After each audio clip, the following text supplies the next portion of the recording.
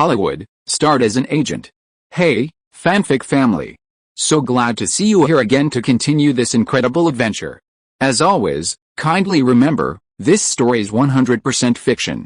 So don't go looking for dimensional portals in your closet. All rights to this fantastic novel belong to the original author. We're just your humble narrators of epic tales. Are you enjoying the fanfic? Show it by subscribing to our YouTube channel and dropping us a like. And if you're impatient for more exclusive content, our Patreon is your happy place. Chapter 26, Looking for New Targets. Samuel Goldwyn Pictures was ambivalent about Teenage Mutant Ninja Turtles, and the price gap between the two companies was too great. Therefore, Aaron turned his attention to New Line Cinema. After viewing a rough cut, New Line chairman Robert Shea expressed interest in distributing Teenage Mutant Ninja Turtles. Aaron Anderson, young people these days are truly remarkable. In the New Line offices in New York, Robert Shea looked at the young man before him with a smile. Mr. Shea founded New Line in the 1970s. 2 years ago, New Line went public and has become the representative company of second-tier film distributors. That's truly remarkable, Robert Shea smiled. What you shouted at the St. Denis Film Festival about the first year of independent films was truly ear-splitting. Sex, Lies, and Videotape made a stunning debut at the Cannes Film Festival, marking a major step forward for American independent films. Aaron's expression was somewhat casual. Independent films or art films, these concepts are nothing more than a distinction from mainstream Hollywood commercial films. The early anti-Hollywood mainstream filmmakers entrenched themselves near San Francisco and Northern California, but now they're gone. In front of the box office, art is worthless. The only films that will be remembered are those art films that have achieved box office success. Robert Shea could not deny it. New Line needs another film to be released in the spring of next year. Teenage Mutant Ninja Turtles is pretty good. I'm buying out the distribution rights for $3.5 million. What do you think? After all, it's a B-grade action film directed by a Hong Kong director. Aaron tapped his knee. New Line's intentions were genuine, but unfortunately, they weren't quite up to his price point. He recognized the film's potential, but unfortunately, he lacked the funds. A film like this would be best served by signing a distribution agreement with a distribution company, operating on a profit-taking model, rather than selling the rights outright. However, Golden Harvest was still a foreign company, and a profit-taking distribution deal would require them to wait too long. Hong Kong's film industry was renowned for its speed, and Golden Harvest needed to recoup its funds quickly. Aaron looked at the other party and said, "My expectations for Teenage Mutant Ninja Turtles are even greater than Mr. Shea's expectations. A price of $3.5 million is indeed acceptable to me, but it needs post-production guarantees. If the North American box office exceeds $50 million, Golden Harvest will enjoy a 15% share of the excess box office. If it exceeds $100 million, Golden Harvest's share will increase to 25%. Robert Shea smiled. Although I don't think this movie will be that successful, the share you are asking for is a bit high. If it exceeds $50 million, the share will be 10%. If it exceeds $100 million, the share will be 20%. Aaron thought for a moment, stood up and shook hands with Robert Shea. It's a pleasure to work with you. I will arrange for the person in charge of Golden Harvest to come and sign the contract as soon as possible. Robert Shea nodded and stared at Aaron. Your agent should be to expand your network of contacts and resources. If you have any ideas after you leave CAA, you can come to New Line. Thank you, I'll consider it. Soon, in late July, Golden Harvest and New Line signed a cooperation agreement for Teenage Mutant Ninja Turtles. Golden Harvest chairman Raymond Chow had also traveled to New York specifically for the signing ceremony. In his hotel room, Chow was delighted with Aaron Anderson's performance. I heard from Thomas that no film company was willing to offer $3 million. New Line offered $3.5 million. That's quite impressive. Aaron shook his head. Actually, the price could be higher, but I'm more optimistic about the subsequent box office share. When the movie opens next spring, you'll see how lucrative the subsequent share will be. Chow paused, then smiled. If that's the case, that's fantastic. Golden Harvest will definitely not be stingy with your bonus. Aaron thought it was fine. If there was no share, all the profits would go to New Line. So there was nothing wrong with helping Golden Harvest secure that. By the way, I heard Mr. Chow is from Seattle? Chow nodded. It was the anniversary of a friend's death a few days ago, and I went there to pay my respects. Seattle? It's Bruce Lee, right? He's my idol, too. What a pity, Aaron quickly guessed. Bruce Lee is buried in Seattle. Really, Aaron, you like kung fu movies too, right? Aaron nodded. Yes, and I have a new director under my contract who's a huge fan of Hong Kong kung fu movies. That's great. If you get a chance, Aaron, you should visit Hong Kong. The film industry there is booming right now. Of course, Hong Kong's film exports are second only to Hollywood. When it comes to the global film industry, Hollywood and Hong Kong can't even come close. Meanwhile, Sony's acquisition of Columbia TriStar Films is nearing completion, while Mitsubishi Estate Corporation has acquired the iconic Rockefeller Center complex in Manhattan, New York, sparking renewed resistance from the United States. A political treatise, Japan Can Say No, co-authored by right-wing Japanese politician Shintaro Ishihara and Sony founder Akio Morita, was published, causing a sensation because it overflowed with Japan's unwavering confidence. Electronics, cars, foreign debt, Japan's influence is now at its peak, and the United States is saturated with Japanese influence. With filming about to begin on David Lynch's dark road drama Wild at Heart, Nicole Kidman is preparing to join the crew on set. Steven Soderbergh's Sex, Lies, and Videotape is also about to hit theaters. Having secured a role in Teenage Mutant Ninja Turtles, Aaron is already looking for his next project. In New York, Jennifer Connelly, who had auditioned for several films during her summer break, sat on her bed, perplexed as she read the script for Hot Spot. Ever since her debut in Once Upon a Time in America, she'd become known as America's Virgin, but her subsequent films haven't been well received, leaving her with a sleazy image. Despite transferring from Yale to Stanford, she still harbored a strong desire to act. After a series of failed auditions, she'd now received a radical role that required her to strip down to her clothes and offer her body. Her mother, who had been managing her business, supported her decision to drop out of school and shed her sleazy image. However, this was bound to spark controversy, and Connelly stared blankly at a business card in her hand. It was the same advice Aaron Anderson had given her during her audition for Pretty Woman in Los Angeles: professional matters should be left to professionals. The agent wanted to sign her, and Jennifer Connelly had looked him up. Although a new agent, he had a good eye for films and had recently brokered a film deal. Furthermore, Connelly felt he was about her age and wanted to hear his opinion. Immediately, she got out of bed, went to the phone, and dialed the number on the business card. Chapter 27: A Pile of Garbage. Congratulations, another deal. In the hotel bedroom, Nicole Kidman lay in Aaron's arms. Hey, it's just a side job after all. How much can an agent really do? Aaron, holding Nicole Kidman in his arms, was a little absent-minded. After all, an agent's job belongs to the film company. That's pretty good. You're dealing with movie deals now, not artist management, Nicole Kidman said, kissing the man on the cheek. Well, CAA wants me to sign more artists and cast a wider net. At that moment, the cell phone on the bedside table rang. Hey, this is Aaron Anderson, Mr. Anderson, this is Jennifer Connelly, whom I met before.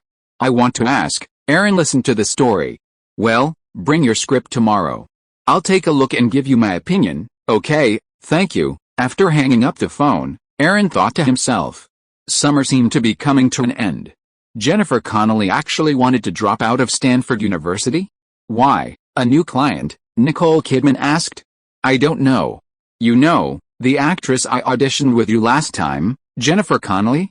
I wanted to sign her, but she said her mother was handling her business. Now, maybe she's thinking about it. Aaron shook his head.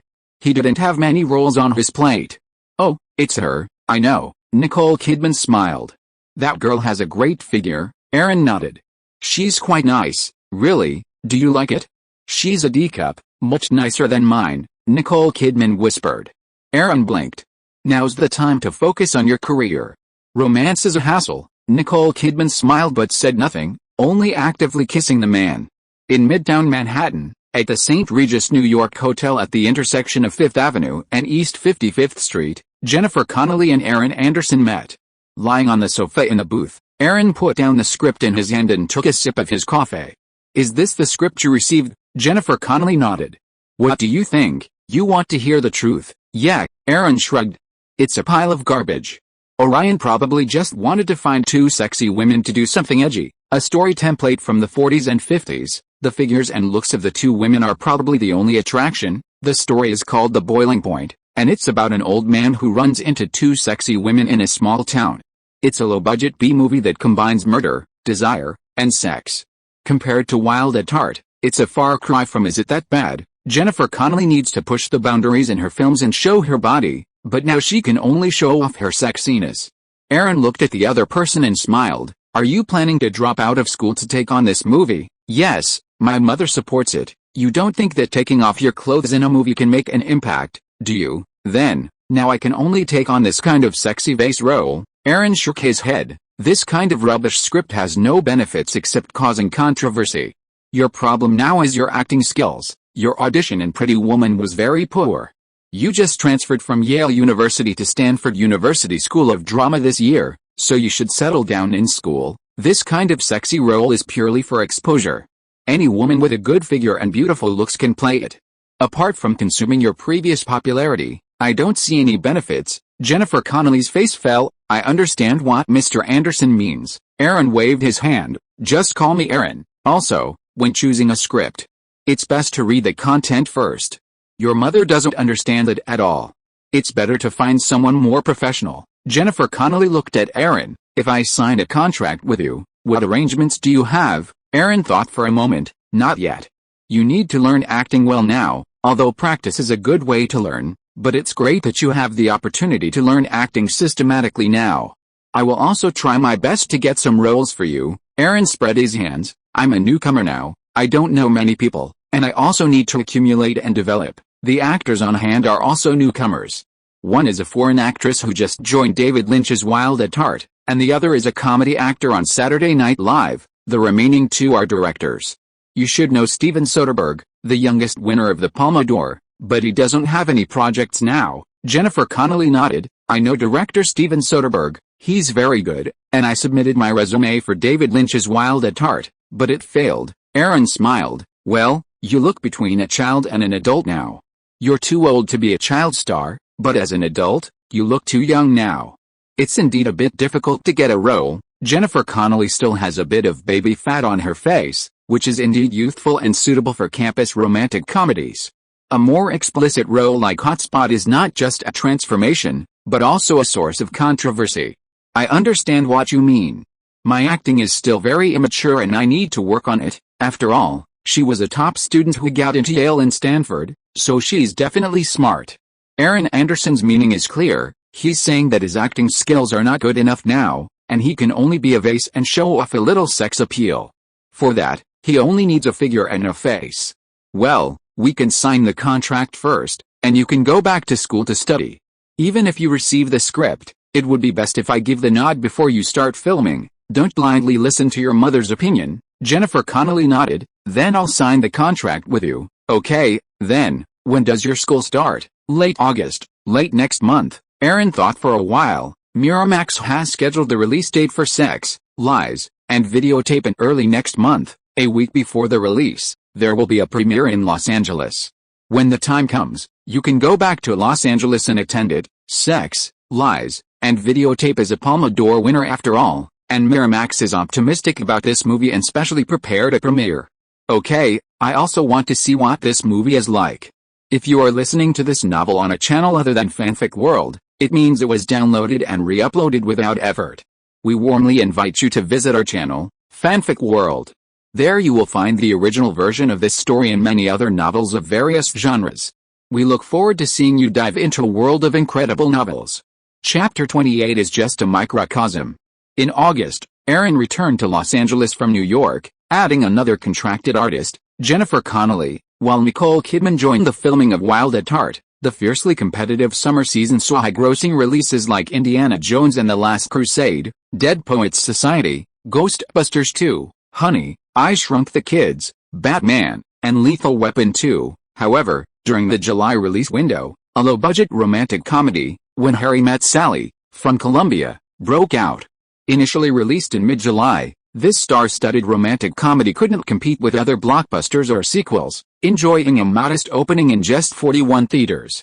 However, word of mouth has spread, and now, 4 weeks after its release, When Harry Met Sally has expanded to 1,200 theaters, with North American box office revenue exceeding $35 million and continuing to rise.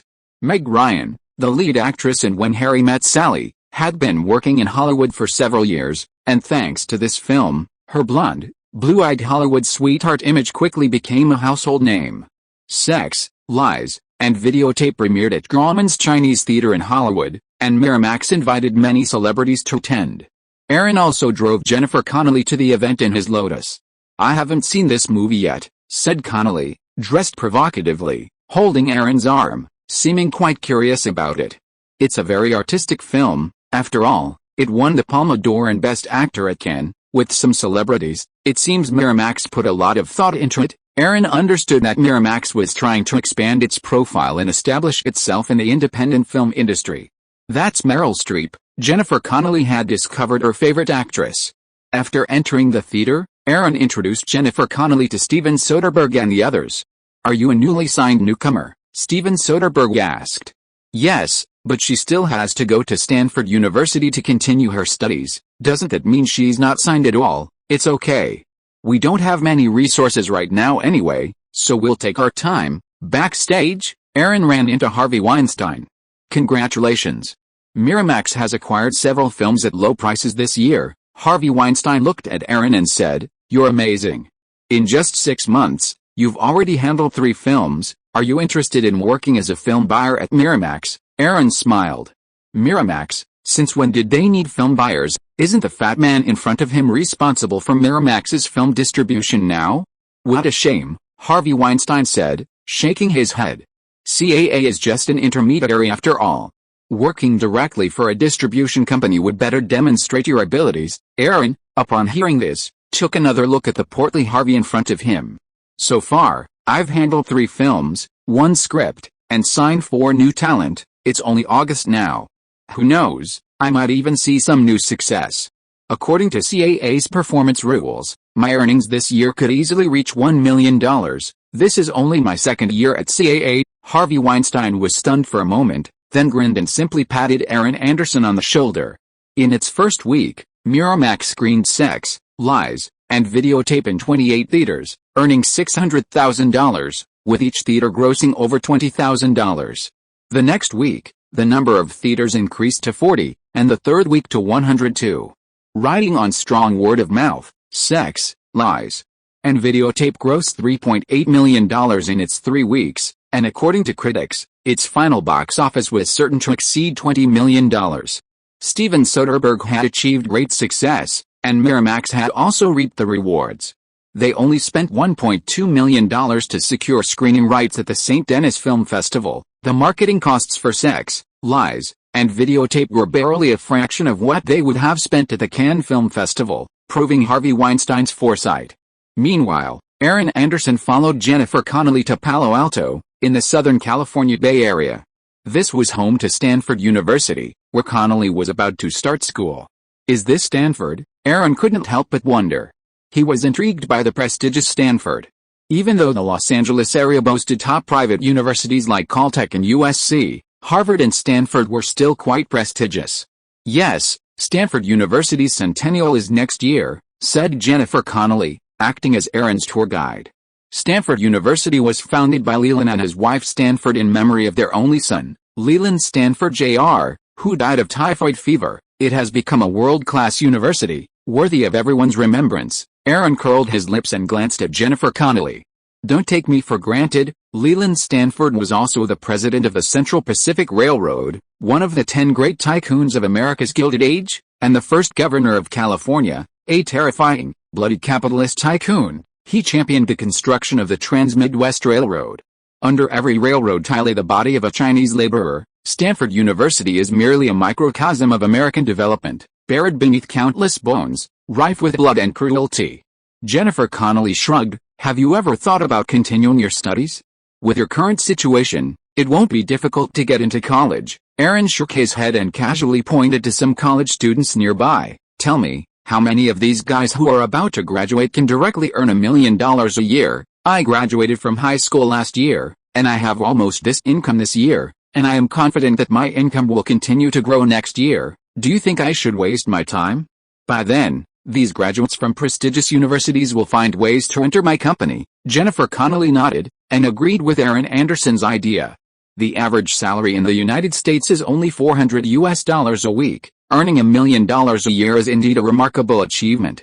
Okay, study your acting skills well. I'll help you keep an eye out for roles. If there's a suitable one, I'll let you know directly. Don't take controversial scripts like Full Flow. What Hollywood lacks is not beautiful women with good figures. Aaron was just curious to see the legendary Stanford University. He also had Quentin Tarantino's script Natural Born Killers waiting to be promoted. Okay, how about we go to a nearby bar to get something to eat? Jennifer Connelly suggested. Let's go. Chapter 29 The Rise of CAA. After the summer season, the fall season begins in September.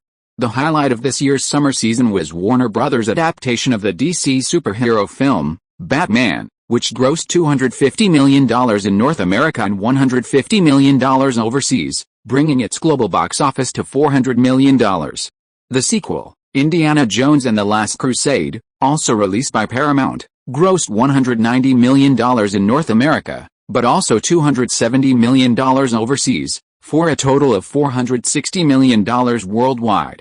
Meanwhile, Time Incorporated announced its $14 billion acquisition of Warner Communications, creating Time Warner, with a market capitalization of over $18 billion and the world's largest media conglomerate. However, the company was sued by Paramount's parent company, Gulf and Western Industries, which had previously attempted a hostile takeover of Time Incorporated, and the two parties are now in court. Meanwhile, the United States and Japan each announced Sony's acquisition of major Hollywood studio Columbia TriStar for $3.4 billion, plus $1.6 billion in debt. Last year, Sony acquired CBS Records from the CBS Radio Network, renaming it Sony Music. Now, it has acquired CBS Film Group, forming Sony Pictures Entertainment. The 7 major Hollywood studios have long been symbols of American culture, and Sony's successful acquisition of Columbia TriStar has made the Japanese invasion of Hollywood a reality. CAA Chairman Michael Ovitz, known for his role as a key force in Sony's acquisition of Columbia TriStar, has become a household name. CAA even pocketed a $10 million commission. "This feels amazing," Michael Ovitz said in his office. His confidence swelled as the man who orchestrated the deal. Michael, another Japanese electronics giant, Panasonic, wants to follow in Sony's footsteps, CAA President Ronald Meyer reminded him with a smile from his office sofa. Michael Ovitz nodded. "I'll take people to Hawaii to meet with a delegation led by Panasonic President Akio Teni. Since we were able to assist Sony in acquiring a major Hollywood studio, we can also assist Panasonic in acquiring another." Aaron sat in a chair at a restaurant on Sunset Boulevard in West Hollywood, flipping through a newspaper. It was the news about Sony's acquisition of Columbia TriStar. Akio Morita and Norio Oga are truly arrogant. It seems CAA only provided some advice and connections, without being fully involved in the acquisition, and they made $10 million, Aaron muttered to himself. No wonder Michael Ovitz has been acting differently lately. Furthermore, the latest issue of Premiere magazine listed him as the most powerful person in Hollywood. Michael Ovitz must have played a significant role in this. Panasonic's acquisition of Universal's parent company, MCA Group, would be CAA's highlight moment. Then, Aaron turned his attention to the ongoing Venice Film Festival. Around noon, Aaron arrived at Los Angeles International Airport to pick up Nicole Kidman, who had just returned from the set of Wild at Heart in Wilmington, North Carolina. CAA was hosting a banquet at the Beverly Hills Hilton that evening, and Aaron had specifically asked Nicole Kidman to accompany him. They said, as they returned to their West Hollywood apartment, hugging and kissing. "Has it been hard to sleep at night since I've been away?" Nicole Kidman sat in Aaron's arms on the sofa, a sly grin on her face. "Is it okay?" Aaron felt a warmth and softness in his arms. "You're not abroad. I can fly to you anytime. Is filming going well?" Fortunately, director David Lynch doesn't shoot very quickly. Wild at Heart isn't expected to wrap until late November. Not bad. It's an independent film, so the production cycle isn't that strict, Aaron said, glancing at Nicole Kidman in his arms. "Do you want to take a break?" "That's not necessary." Nicole Kidman shook her head. "By the way, it's the Venice Film Festival. Aren't you going there? There aren't any good movies I'd like to see, and I'm currently considering the script for Ghost, the first film produced by the newly established Castle Rock Entertainment, When Harry Met Sally, was a low-budget romantic comedy. Since its release in July, it's already grossed over $70 million. His own script, Ghost is much better than this one. Have you found a director or a star? Otherwise it will be hard to get investment. Nicole Kidman understood all this. Although Aaron Anderson has become quite famous at CAA recently, it is still difficult for him to lead a serious film project. Aaron frowned. Ghost requires a lot of funds, and it is not something that can be solved with just a few $1 million. Michael Kuhn from Polygram and Robert Shea from New Line can be tried, and you can even contact Golden Harvest. The main problem is that Aaron really doesn't know anyone in Japan. Moreover, Aaron doesn't want to hand over this script to CAA for packaging. Don't frown all the time. How long have you been in the entertainment industry? You are too impatient, Nicole Kidman said and kissed Aaron on the face. Aaron smiled, then rubbed Nicole's body a few times. Why, don't you want to wait until the evening? Well, it's still early. The flaming red lips moved close to Aaron's ear, exhaling like orchid. Honey, have you had other women recently? Now that I have you, other women are hard to see, Aaron said, and thought of Jennifer Connelly, who was studying at Stanford University, who was also a sexy stunner. It's been so long, and you didn't go to the Wilmington set to find me. A man with blood like you, can you bear it? Before, when I was here with you, you tossed me around enough. After saying that, how could Aaron bear it? Ah, he exclaimed, then lifted Nicole Kidman from his arms and headed for the bedroom. On the large, soft bed, amidst a passionate kiss, Nicole Kidman quickly stripped them both of their clothes. That evening, Aaron Anderson brought a radiant Nicole Kidman to the CAA banquet at the Beverly Hilton Hotel. CAA had facilitated Sony's acquisition of Columbia TriStar, so it was certainly worth celebrating. So many people are here, the stunning Nicole Kidman said, arm in arm with Aaron, noticing the many prominent figures in the banquet hall. Quite a lot. Come on, Miss Paula Wagner is over there, let's go first. Aaron put his arm around Nicole's waist, ready to greet her first. Chapter 30 Can't stand the anger. Aaron, you've signed so few new artists. Look at other agents, they're desperate to sign new ones every week, Paula Wagner reminded him with a smile. Aaron clinked his glasses with her. Didn't you just sign Jennifer Connelly? She was quite famous before, at least. Jennifer Connelly is now Aaron's most popular artist, even director Steven Soderbergh can't compare to her, not to mention Nicole Kidman from Australia. Paula Wagner glanced at Nicole Kidman, who is not far away. Okay, anyway, as long as you can handle these relationships, the representation of sex, lies, and videotape, Cinema Paradiso, and Teenage Mutant Ninja Turtles, you're doing great. Next, are you still looking for film agents? All of them, after all, the ones that need agents are either new independent films or foreign films, which are not easy to come by. Aaron couldn't just take any job. You didn't go to Venice, so why not go to the Toronto Film Festival? There are only a few independent film platforms these days, Aaron nodded. I'll consider it. Will director Tony Scott develop the script for A Fatal Romance after he finishes filming Days of Thunder? There was no way. The script for A Fatal Romance was written by his own Quentin Tarantino, and it wouldn't gain fame until it was adapted into film. Not so fast.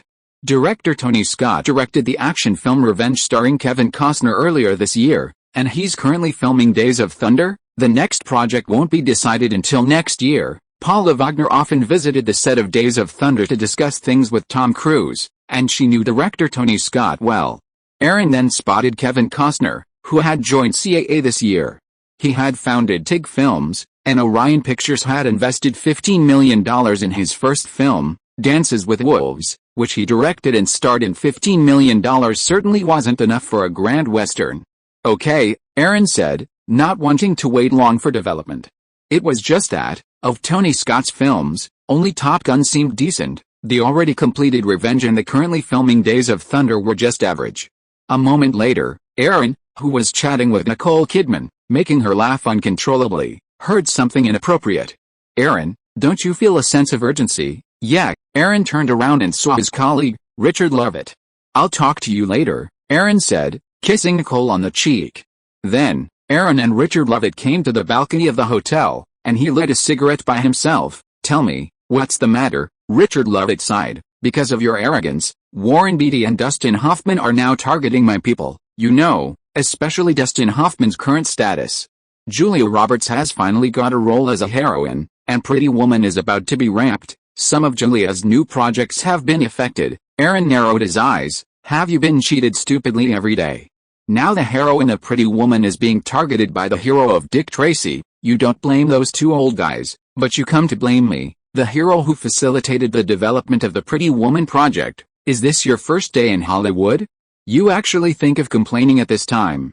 What are you afraid of, an out-of-date old guy? Won't everything be resolved when Pretty Woman is released next year? Who is Julia Roberts, and what kind of projects can she have? Aaron's scolding instantly made Richard Lovett's face flush red. Pointing at him in disbelief, he said, "Won't the people you manage be targeted as well, idiot?" Aaron threw away his cigarette butt.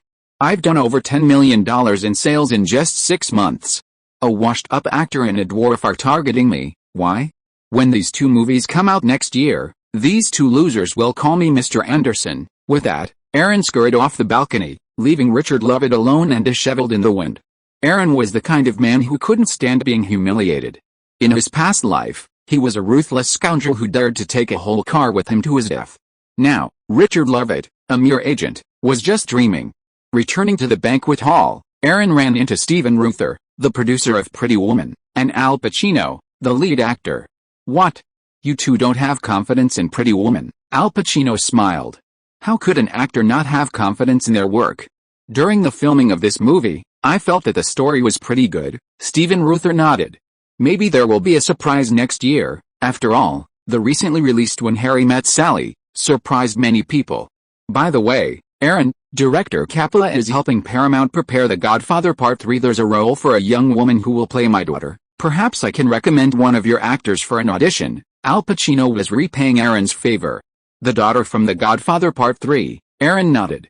"Thank you. I just signed a young actress, Jennifer Connelly.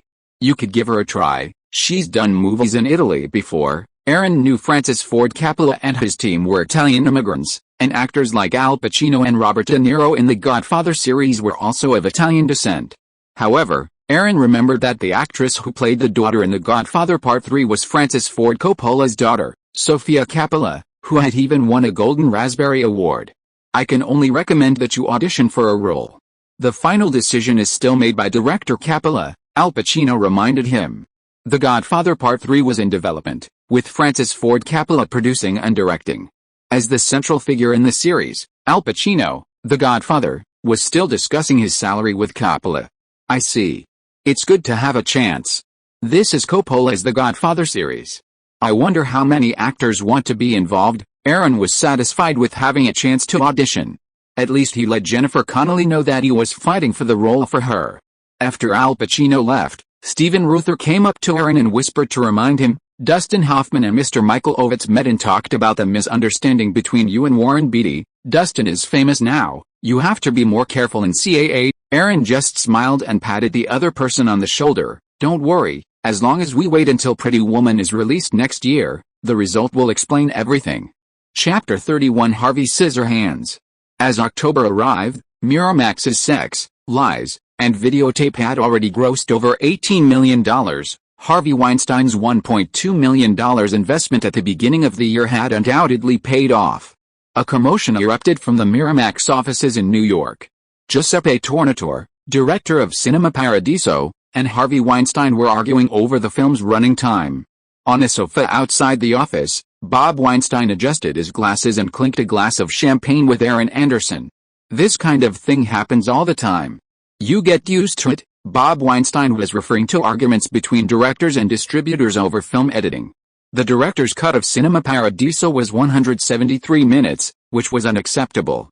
It had been cut to 155 minutes when it was released in Italy last year. Unfortunately, this time, Harvey Weinstein cut it down to 123 minutes. Aaron shrugged. The truth was, most directors' cuts weren't good. Theatrical releases depended on the studio's approach. Because a film's running time is directly tied to its screenings, a long run is detrimental to the theater's bottom line. Director's cuts are primarily intended for future DVD releases. Cinema Paradiso, are you planning to promote it as best foreign language film? Aaron inquired. Bob Weinstein nodded. It'll have a limited run in Los Angeles theaters before the new year, qualifying for Oscars, and then officially open after the new year. By the way, does Steven Soderbergh have any new ideas? Bob Weinstein, with a lewd expression on his face, asked Aaron about Steven Soderbergh's new projects. No, He still wants to continue developing independent works that suit his vision, but he doesn't have any plans yet. Steven Soderbergh was feeling a bit cocky. Based on the box office performance of Sex, Lies, and Videotape, it was estimated that this film would bring Miramax tens of millions of dollars in profit. This was a hit Miramax had never seen before, so it was no surprise that Bob Weinstein was eager to hear about Steven Soderbergh's new projects. "That's a shame," said Bob Weinstein, who surely hoped for another film like Sex, Lies, and Videotape to achieve both fame and financial success. A moment later, director Giuseppe Tornatore emerged from his office first, a look of resignation on his face. It was clear he couldn't stop Miramax from editing his film. As they left together, he heard Tornatore complaining in Italian. Although Aaron didn't understand Italian, he could definitely guess it was about Harvey. "Okay, let's get something to eat," Aaron said, dragging him to an Italian restaurant. When it came to food, it had to be French and Italian. Tornatore looked dejected. "This movie is like my own child, and it's been cut by almost an hour. The studio has to consider commercial considerations. Theaters don't like films that are too long." Aaron smiled and reassured him, saying Tornatore wasn't qualified for final editing yet. He said, "If you want to be a future Quentin Tarantino, of course you can. His films are box office hits." Wasn't a 155-minute Italian version already proven to be a failure? A 2-hour film can be screened 4 times a day in theaters, but a 3-hour film can only be screened 3 times at most. "By the way, I came to the US this time because I have a new script I want to show you, and I'm hoping to find an American distributor." Giuseppe Tornatore originally wanted to work with Miramax, but because of the Cinema Paradiso incident, he had some hesitations. So, he specifically sought the help of Aaron Anderson, who had discovered works like Cinema Paradiso and Sex, Lies, and Videotape, and had a good attitude and vision for independent films. Giuseppe Tornatore handed Aaron a script. It's about a retired man in Sicily, widowed for many years, who travels to several major Italian cities to visit his 5 children, each of whom has their own careers. It's primarily about the indifferent family ethics of today's industrial society. "I've already spoken with the veteran Italian actor Marcello Mastroianni, and he's very keen to play the retired man," as Giuseppe Tornatore explained. Aaron flipped through the script in his hand. It's called Family Journey, and it tells the story of an elderly man visiting his 5 children in a major city. It's a heartwarming family drama. It's a typical art house film, essentially aiming for awards. It definitely won't have a market in the US. Touching and heartwarming plots don't have much commercial appeal there. Unless it's inspirational, it's still worth trying in the US, but that kind of film tends to get praise from critics. Aaron quickly offered a suggestion. "We could try pitching this type of film to Disney. They love family-friendly fare." Besides, Giuseppe Tornatore had won the Grand Jury Prize at this year's Cannes Film Festival, a prestigious award second only to the Palme d'Or. "Thank you, I don't know anyone else in the US. Family Trip has funding from Italian film companies, but it's not enough. I'm hoping to raise funding from France and the US, Aaron nodded. "I'll get the script to Disney as soon as possible." Family Trip only had a moderate reputation for its director, Giuseppe Tornatore. However, Aaron had previously met with Jeffrey Katzenberg, as filming on Pretty Woman had just wrapped. Furthermore, Aaron had recently helmed a film like Sex, Lies, and Videotape, which had both fame and fortune, so he thought he could definitely give it a try. Disney was originally an animation studio, dabbling in children's films. After Michael Eisner took the helm, he established Touchstone Pictures and began producing human-themed works. However, mainstream Hollywood didn't look down on Disney. A film studio focused solely on children's and comedies? Both Jeffrey Katzenberg and Michael Eisner undoubtedly sought to reclaim Disney's reputation in the artistic realm. Disney can also produce works of artistic quality. Think about it, in a few years, Disney will directly acquire the art house Miramax. Isn't that all for the sake of cinematic artistry? Comedies have never been looked down upon by Hollywood critics. Awards, the Oscars, are the very foundation of a film studio. Back then, of the 8 major Hollywood studios, 5 were large and 3 were small, but all were bolstered by the Oscars. Disney has exploded in recent years, becoming one of Hollywood's 6 major studios. MGM and United Artists merged, essentially becoming a hospitality company, and RKO has vanished. Disney, filling this position and becoming one of Hollywood's new 6 major studios, must also prove its commitment to cinematic artistry. Chapter 32 Rising Star. After Aaron recommended Giuseppe Tornatore's family trip to Disney, he began waiting for their news. Furthermore, Aaron was surprised to learn that Richard Lovett, a young agent at CAA, had joined ICM, its longtime rival. Aaron wondered if it was because of the scolding he'd given him that night on the hotel balcony. CAA wouldn't take the departure of a young agent seriously, considering they now have over 150 agents. However, Richard Lovett had taken the new actress Julia Roberts with him. After the release of Pretty Woman next year, she'd be an overnight sensation, even more famous than Meg Ryan was this year. Tisk, tisk, I can't imagine what Michael Ovitz and Ronald Mayer's faces would be like then, Aaron muttered to himself, but he only paid casual attention. He'd probably be gone from CAA by next year. At the same time, Francis Ford Coppola's The Godfather Part 3 had begun casting. Thanks to Al Pacino's recommendation, Jennifer Connelly also traveled from the Bay Area to New York City to audition. Furthermore, on October 17, 1989, a 7.1 magnitude earthquake struck Loma Prieta, Northern California, causing significant damage to Stanford University. You're unlucky, transferring this year and encountering such a massive earthquake. Aaron sat on the sofa in his suite at the St. Regis Hotel in New York, flipping through a newspaper. Jennifer Connelly stuck out her tongue. It's an earthquake zone out there, okay? This audition is for the role of the Godfather's daughter. Director Coppola will decide the details. Many actors have auditioned before, including Julia Roberts and Madonna Ciccone, but none of them seemed to satisfy Coppola. Aaron had no other options. Italians love family-run businesses, and Coppola's Godfather films featured nearly every member of his family. Jennifer Connelly was a bit nervous, as filming for The Godfather Part 3 was about to begin, and she wasn't very confident. Come on, let's go there early, Aaron patted her shoulder. Okay, sure. As they left the hotel, Aaron also took the script for a family trip, intending to have Al Pacino pass it on to director Coppola. Francis Ford Coppola had his own production company, and this was also an Italian art house film. If Disney wasn't interested, with Coppola's skills, finding an American distributor wouldn't be a problem. That being said, if the script for a family trip could impress Francis Ford Coppola. Not long after, Aaron drove Jennifer Connelly to the New York set of The Godfather Part 3. The staff took them directly to a waiting room. The Godfather Part 3 will be filming in Italy, not just New York. Aaron Anderson, who sat in a chair with Jennifer Connelly, wasn't optimistic about the audition results, but he still had to discuss some things with her. No problem. The first movie I starred in a few years ago was an Italian thriller. Besides, I can speak French and Italian, so communication is very convenient. Aaron's mouth twitched. Don't worry, just speak English. Al Pacino and Diane Keaton don't speak Italian. These two are the male and female protagonists of the Godfather series. Aaron glanced at Jennifer Connelly and said, since you can speak Italian, if you're interested, you could play the youngest daughter in Giuseppe Tornatore's play, Family Trip. Jennifer Connelly looked at Aaron. Do you think I should go? You can give it a try. I'm just worried you'll be obsessed with acting in school.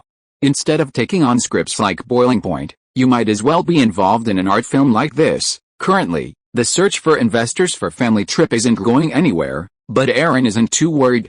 Even without American funding, it wouldn't be a big deal.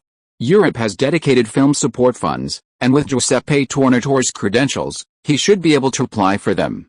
Aaron had no problem getting Jennifer Connelly involved now. After all, she was a well-known figure, and Giuseppe Tornatore wouldn't object. After a while, the staff brought in two more people, Winona Ryder and her agent. Winona Ryder is 18, and Jennifer Connelly is 19. They're indeed close in age, having previously met at the audition for Pretty Woman. Winona Ryder's agent, also a CAA agent, is a woman, and certainly has more experience than Aaron. However, Aaron Anderson is currently the leading new talent at CAA, and his track record is unmatched by ordinary agents. Aaron, what a coincidence. I'm Jessica. Winona Ryder's agent came over to greet Aaron. Hello, Jessica. Aaron smiled and shook her hand. Then, the two of them walked to a quiet place. Winona, you just finished filming Edward Scissorhands, right? Director Tim Burton, starring Johnny Depp. Tim Burton's Batman was a huge hit this year, and the romance between Johnny Depp and Winona Ryder has also been a hot topic. Jessica smiled. Winona's already filmed 2 movies this year, but who could turn down an offer from director Coppola? Aaron nodded, glancing at Winona Ryder. Her eyes were deep, her face was stunningly beautiful. She was actually dating a rocker-turned-nerd like Johnny Depp? She's a good actress, but young people tend to get lost. Johnny Depp and Winona Ryder were madly in love right now, and there was a lot of news about them. Jessica was also helpless.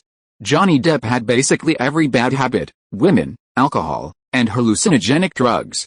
Meanwhile, Winona Ryder had been a leading actress in teen films for the past 2 years. Thanks to Beetle and Heathers, her career was on the rise, and she was a rising star. And now she was dating a rocker-turned-dandy almost 10 years her senior? What a shame. It's really hard to judge a woman in love. I can't believe you signed Jennifer Connelly. Her mother was with her at the last audition. I can't help it. Apart from Steven Soderbergh, who is a bit famous, I don't have many other artists. Jennifer is mainly studying now and doesn't have much to do, so I'll give it a try. Jessica smiled. Aaron Anderson, you are now the name card of CAA Film Agency and Distribution. Do you still need to compete with us little people for a living? Aaron Anderson has met many producers and film company heads in the past 6 months. Everyone knows that he will definitely be a film producer in the future, and the identity of an agent will not hinder him for long. At this time, the staff came in to call people. The audition is about to begin. Chapter 33 is the intended candidate.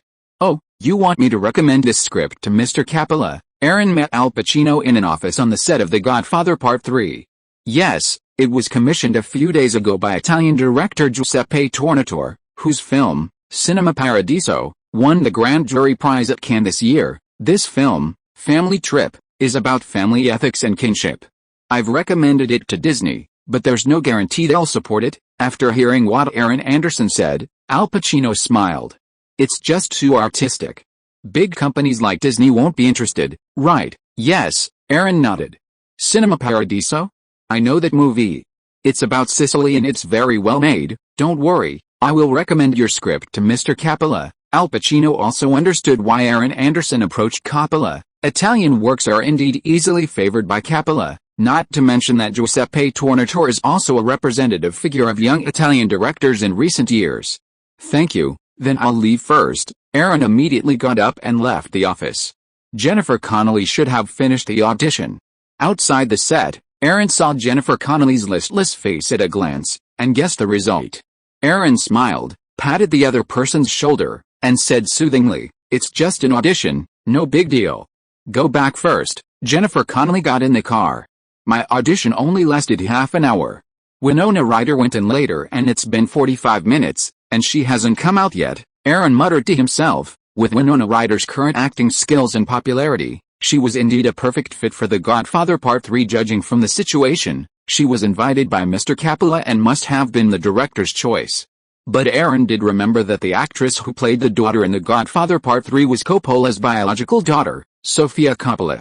He shook his head inwardly. This matter had nothing to do with him. Italians value family, that's an indisputable fact. What happened was only known to the people involved.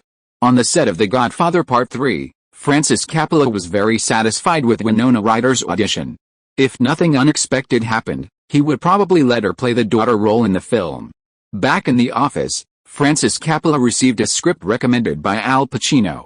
Giuseppe Tornatore, he's a very good young Italian director. Francis Coppola and Al Pacino were old friends, and if he had recommended it, it must be something more than just a random script. Yes, he approached an agent at CAA for help. "The agent knows me, and asked me to show you the script. I think the story is pretty good." Al Pacino casually introduced it, while Francis Coppola flipped through the script. "Is CAA's agent the young man next to Jennifer Connelly?" "Yeah, he convinced me to be a Pretty Woman, otherwise I might have ended up on Dick Tracy," Al Pacino said with a smile. "That guy has some vision. He discovered Sex, Lies, and Videotape." "I see." After Francis Ford Coppola glanced over the script, he said, "What a shame. This story focuses on family and is very heartwarming. The budget isn't high, less than 10 billion lire. If I weren't directing The Godfather Part 3, I could definitely produce it." Paramount required The Godfather Part 3 to be released during the Christmas season next year, and Coppola had no other energy. If Francis Ford Coppola's name was listed as the producer of the trip, there would be no shortage of distributors to invest. After all, the film wasn't expensive. At the current exchange rate, 10 billion Italian lire is just over 7 million US dollars. The current exchange rate between the US dollar and the Italian lira is around 1,400. Family trip is very artistic, with minimal commercial elements. You could suggest he seeks support from independent art house film distributors. How about this? I'll introduce him to Heritage Entertainment. They should be interested. Al Pacino nodded and said he'd just inform Aaron Anderson sometime. Neither Al Pacino nor Francis Coppola really cared. The main reason was that the script for A Family Trip was an Italian art film, which outweighed Aaron Anderson's status. The weather in New York in October had already turned cooler, much cooler than the warmth of Los Angeles. In a suite at the St. Regis Hotel, Aaron sat on the sofa, talking on the phone with Al Pacino. "Thank you, and please, Mr. Pacino, convey our gratitude to Director Coppola." After hanging up, Aaron pondered the company the other party had mentioned, Heritage Entertainment. It was an American art house film distributor that managed the Landmark Cinemas chain, which operated nearly 50 theaters and over 200 screens across the United States. "Aaron, what's wrong?" Jennifer Connelly, emerging from the bathroom, saw Aaron sitting on the sofa, lost in thought. "Hey," Aaron observed, seeing Jennifer Connelly wrapped in one of his shirts, her voluptuous figure faintly visible. She was indeed a stunner. For The Godfather Part 3, director Coppola has his eye on Winona Ryder, Al Pacino had just announced on the phone. With that, Aaron pulled Jennifer Connelly into his arms and laid a kiss on the beauty in his arms. Jennifer Connelly said, her breath erratic, her eyes hazy as she wrapped her arms around Aaron's neck, a gesture of affection. "Wasn't last night enough? Winona, you chose her after all. How could it be enough with a woman like you? When are you going back to school?" Aaron asked, feeling Jennifer Connelly's captivating 34D breasts in his arms. "Not so soon, at least a week or two. Stanford University sustained some damage in the earthquake, and they need to clean up first." "Really? That's perfect. Stay with me at the hotel for a few days, right?" Jennifer Connelly smiled. "I'm going home for a few days, and then I'll come see you." Okay, Aaron had to visit Heritage Entertainment anyway. He had to help Giuseppe Tornatore with the Family Trip project. "By the way, don't leave tonight. I'll take you back tomorrow." Jennifer Connelly's home was right here in New York. Aaron was very satisfied last night, and today, of course, he was reluctant to see Jennifer Connelly leave. Chapter 34, Guns, Police, and Phone Booths. The next day at noon, Aaron woke up from his hotel bed, arms around Jennifer Connelly.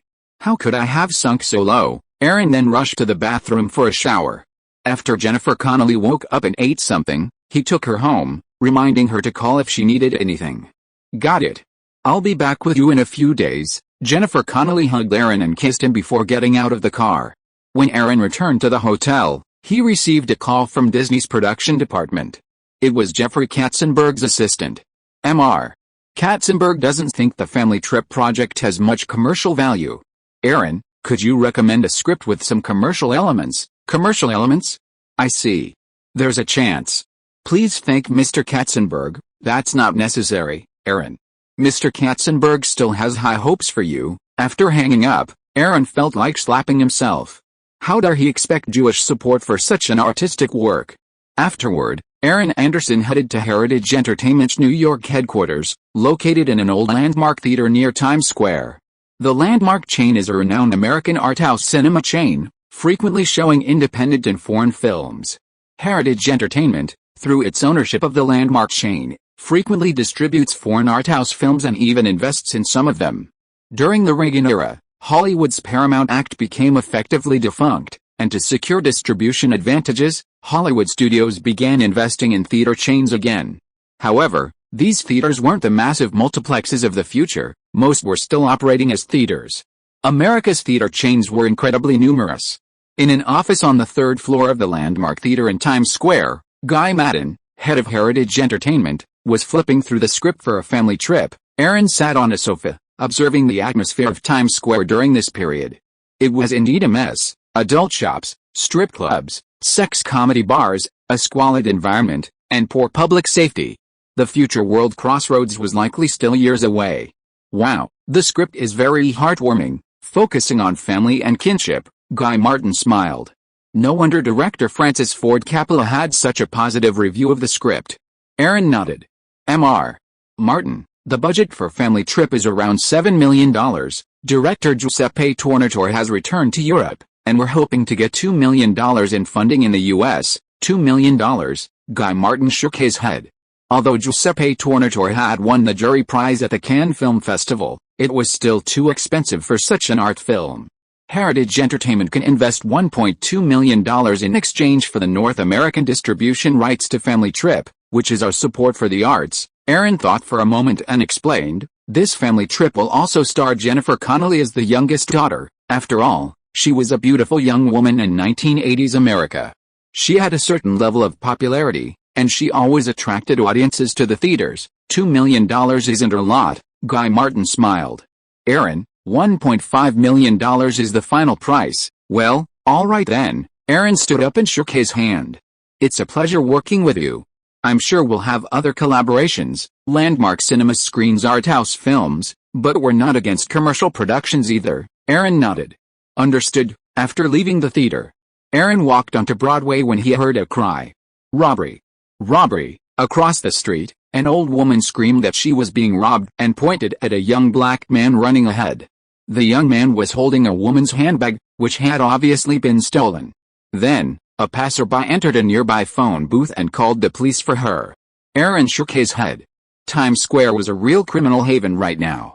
Thank goodness no guns were used. Gun, Aaron suddenly thought, turning his head and staring at the phone booth. Gun, phone booth, police. It was like the classic Hollywood low-budget crime thriller phone booth. A man receives a threatening call in a phone booth, warning him not to leave or he'll be shot. There's a sniper assassin in the dark, the threatened man in the phone booth, the police who dare to come to the scene, and the hero's wife in the phone booth.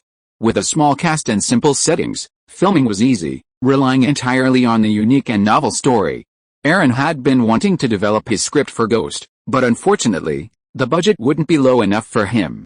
Pretty Woman had a production budget of $15 million, and Ghost also had ghost effects to work on, which would definitely be more expensive than Pretty Woman. This idea needs to be implemented as soon as possible, Aaron thought, quickening his pace as he left. He needed to find a screenwriter to adapt this idea into a script as soon as possible. However, after returning to the St. Regis Hotel on Fifth Avenue, Aaron first called director Giuseppe Tornatore in Italy to explain the situation with Family Trip. There's a 5-hour time difference between the U.S. East Coast and Italy, with New York 5 hours behind, and it's already evening in Italy. Thank you, Aaron. I'll start filming Family Trip in Sicily next month, and will then head to Rome, Milan, Turin, Florence, and other cities for location shooting. The role you mentioned for Jennifer Connelly will primarily be in Milan, so we estimate it can be finished in 2 weeks. Giuseppe Tornatore sounded cheerful on the phone, likely due to the smooth progress of financing for Family Trip. Okay, I'll take Jennifer to Italy then. Since Jennifer Connelly was also interested in playing a role in Family Trip, it would definitely be a good opportunity for her to experience it. After finishing Family Trip, Aaron took out a pen and paper and began to formulate his own idea for phone booth. All Aaron needed to do was outline the script. He could find a screenwriter to polish and refine the rest. After all, even Quentin Tarantino, who struggles with grammar and vocabulary, could write a script. If Aaron took the time, it wouldn't be a big deal, though the details would surely be a little off. However, there was no need, as the idea was the most valuable asset. Phone booth, if Aaron remembered correctly, grossed nearly $100 million worldwide. But that was after the millennium, when the film market had nearly doubled in size. North America's annual box office is only $4 billion, which is certainly not as good as it is now. But around that time, a global box office of $40 to $50 million should have been possible, right? If you are listening to this novel on a channel other than Fanfic World, it means it was downloaded and re-uploaded without effort. We warmly invite you to visit our channel, Fanfic World. There you will find the original version of this story and many other novels of various genres. We look forward to seeing you dive into a world of incredible novels. Chapter 35 Cage is more suitable. Of October, Aaron had returned to Los Angeles to find someone to adapt the script for Phone Booth. And Jennifer Connelly was about to return to Stanford University. I've made an agreement with the Italian side. Early next year, you'll go directly to the Milan studios to film your scenes for Family Trip. Now, let's get back to school. Aren't classes back in session there? In the car, Aaron leaned back in his chair, holding Jennifer Connelly in his arms, and discussed his plans. Well, Didn't you ask me to stay with you for a few more days? Jennifer Connelly smiled. Well, young man, focus on your studies. Then why did you say before that we should enjoy life while we're young? That was before. Now, we should focus on our studies and careers. Aaron patted the girl in his arms. But last night in the bathroom, you said your career wasn't as important as me. Aaron smiled. Okay, I'll make time to visit you at Stanford University.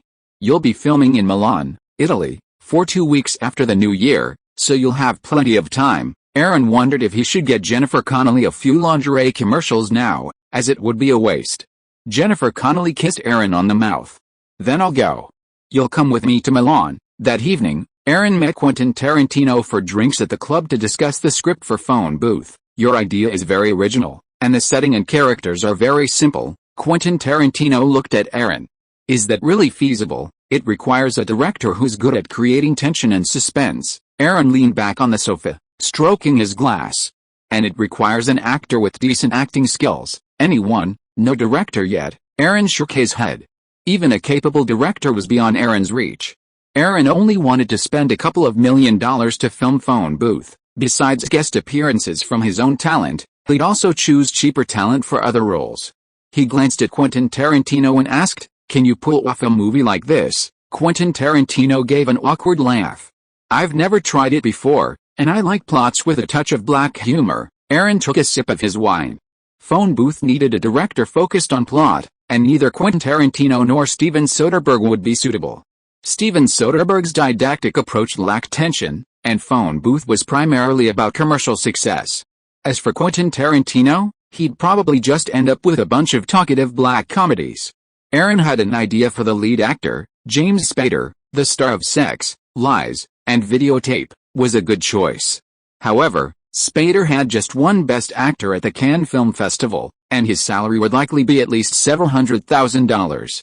By the way, has director Tony Scott ever considered making Fatal Romance? Quentin Tarantino had asked Aaron Anderson some questions when he was helping him sell the script. Not so fast. Director Tony Scott's schedule is a bit full right now. He's currently filming Days of Thunder starring Tom Cruise. However, it seems Days of Thunder is nearing its end. Don't worry, Tony Scott also bought the rights for 5 years. He'll develop it. Who would sell an original script for $50,000 or $60,000? Besides, Quentin Tarantino scripts have many merits. Especially his other script, Natural Born Killers, which Aaron feels is even better than Fatal Romance. With the arrival of November, the crew of Wild at Heart, starring Nicole Kidman, moved to California for filming. Barstow, located in the Mojave Desert region of San Bernardino County, California, is a city between Los Angeles and Las Vegas. It's really wild. Aaron came to the set to visit Nicole Kidman. The performance of the male lead, Nicolas Cage, was indeed impressive. At night, in a hotel in Barstow, Aaron rolled off Nicole Kidman and took a few breaths. David Lynch's works have always liked to involve some supernatural elements. Wild at Heart is one of his few normal works. Nicole Kidman smiled and nestled into Aaron's arms. "I think this movie should be recognized by film critics." Aaron nodded, hugged the sexy Nicole Kidman in his arms, but thought to himself that it seemed that Nicolas Cage was very suitable for the role of the male lead in Phone Booth. In terms of acting skills, Nicolas Cage is definitely not worse than James Spader. Moreover, Nicolas Cage now has no advantages in awards or box office, and the price is cheap enough. After all, Sex, Lies, and Videotape, starring James Spader, won the Palme d'Or at the Cannes Film Festival, and its $24 million box office was a commercial success. Aaron felt that casting Nicolas Cage in the lead role of Phone Booth, a one-man show, would be no problem for him. Then, Nicole Kidman could play the lead actor's wife. The remaining two important roles, the police officer and the assassin, were something Adam Sandler could try. Then, he glanced at the beautiful Nicole Kidman in his arms and kissed her on the lips. "Honey, Wild at Heart has a lot of road scenes. Was that a bit tiring to film?" Nicole Kidman was his woman, and Aaron had to care for her. "A little bit. We went to several locations back in Wilmington, and now Barstow is the final location, focusing on the stretch of Route 66, but this role has a lot of potential. It's not just a decorative role." Aaron smiled and leaned into Nicole Kidman's ear to remind her, "Your wild blonde hair, paired with your sexy figure, is absolutely captivating, so what are you waiting for? I haven't seen you in ages, Nicole Kidman said, leaning on Aaron for a kiss. Director David Lynch has a pretty good eye for beautiful women. This year, he also directed the dark, surreal thriller Twin Peaks. The beauties in Twin Peaks are no slouch. Wild at Heart and Twin Peaks were both produced by Propaganda Films, a company known for producing TV commercials and music videos. David Lynch was one of the founders of Propaganda Films. Wild at Heart is invested by Polygram and is a co-production. The North American distributor is Samuel Goldwyn Films, so there is no need to find overseas distributors through other agencies. Propaganda Films and Polygram can both find international distribution on their own. Chapter 36, Top Screenwriters Are Valuable.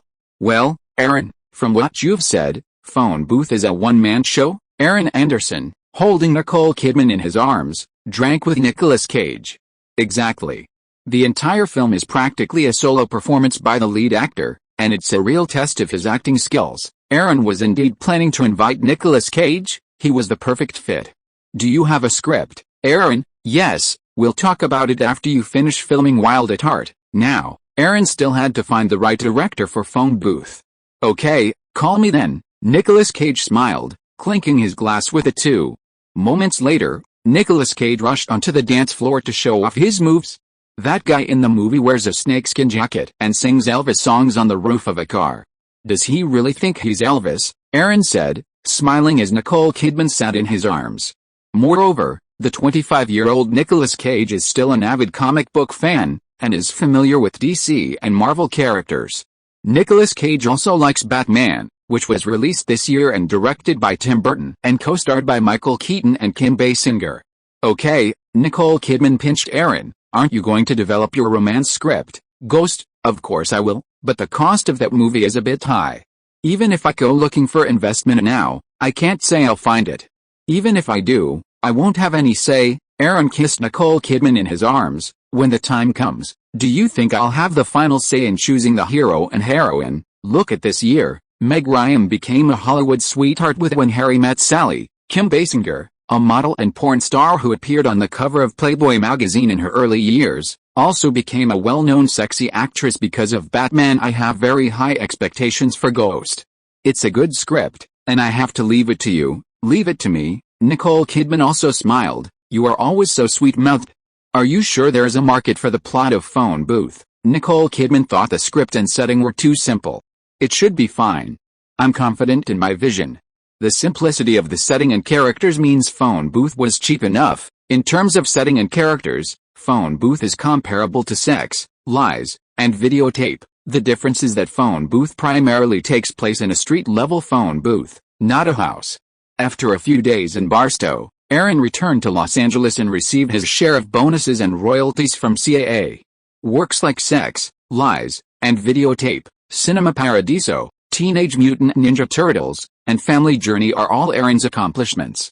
Including the money he'd already received, Aaron is now a millionaire, with nearly $1 million in his bank account. This year, under pressure from Congress, George H.W. Bush also opted to raise taxes, increasing the top individual income tax rate from 28% to 31%.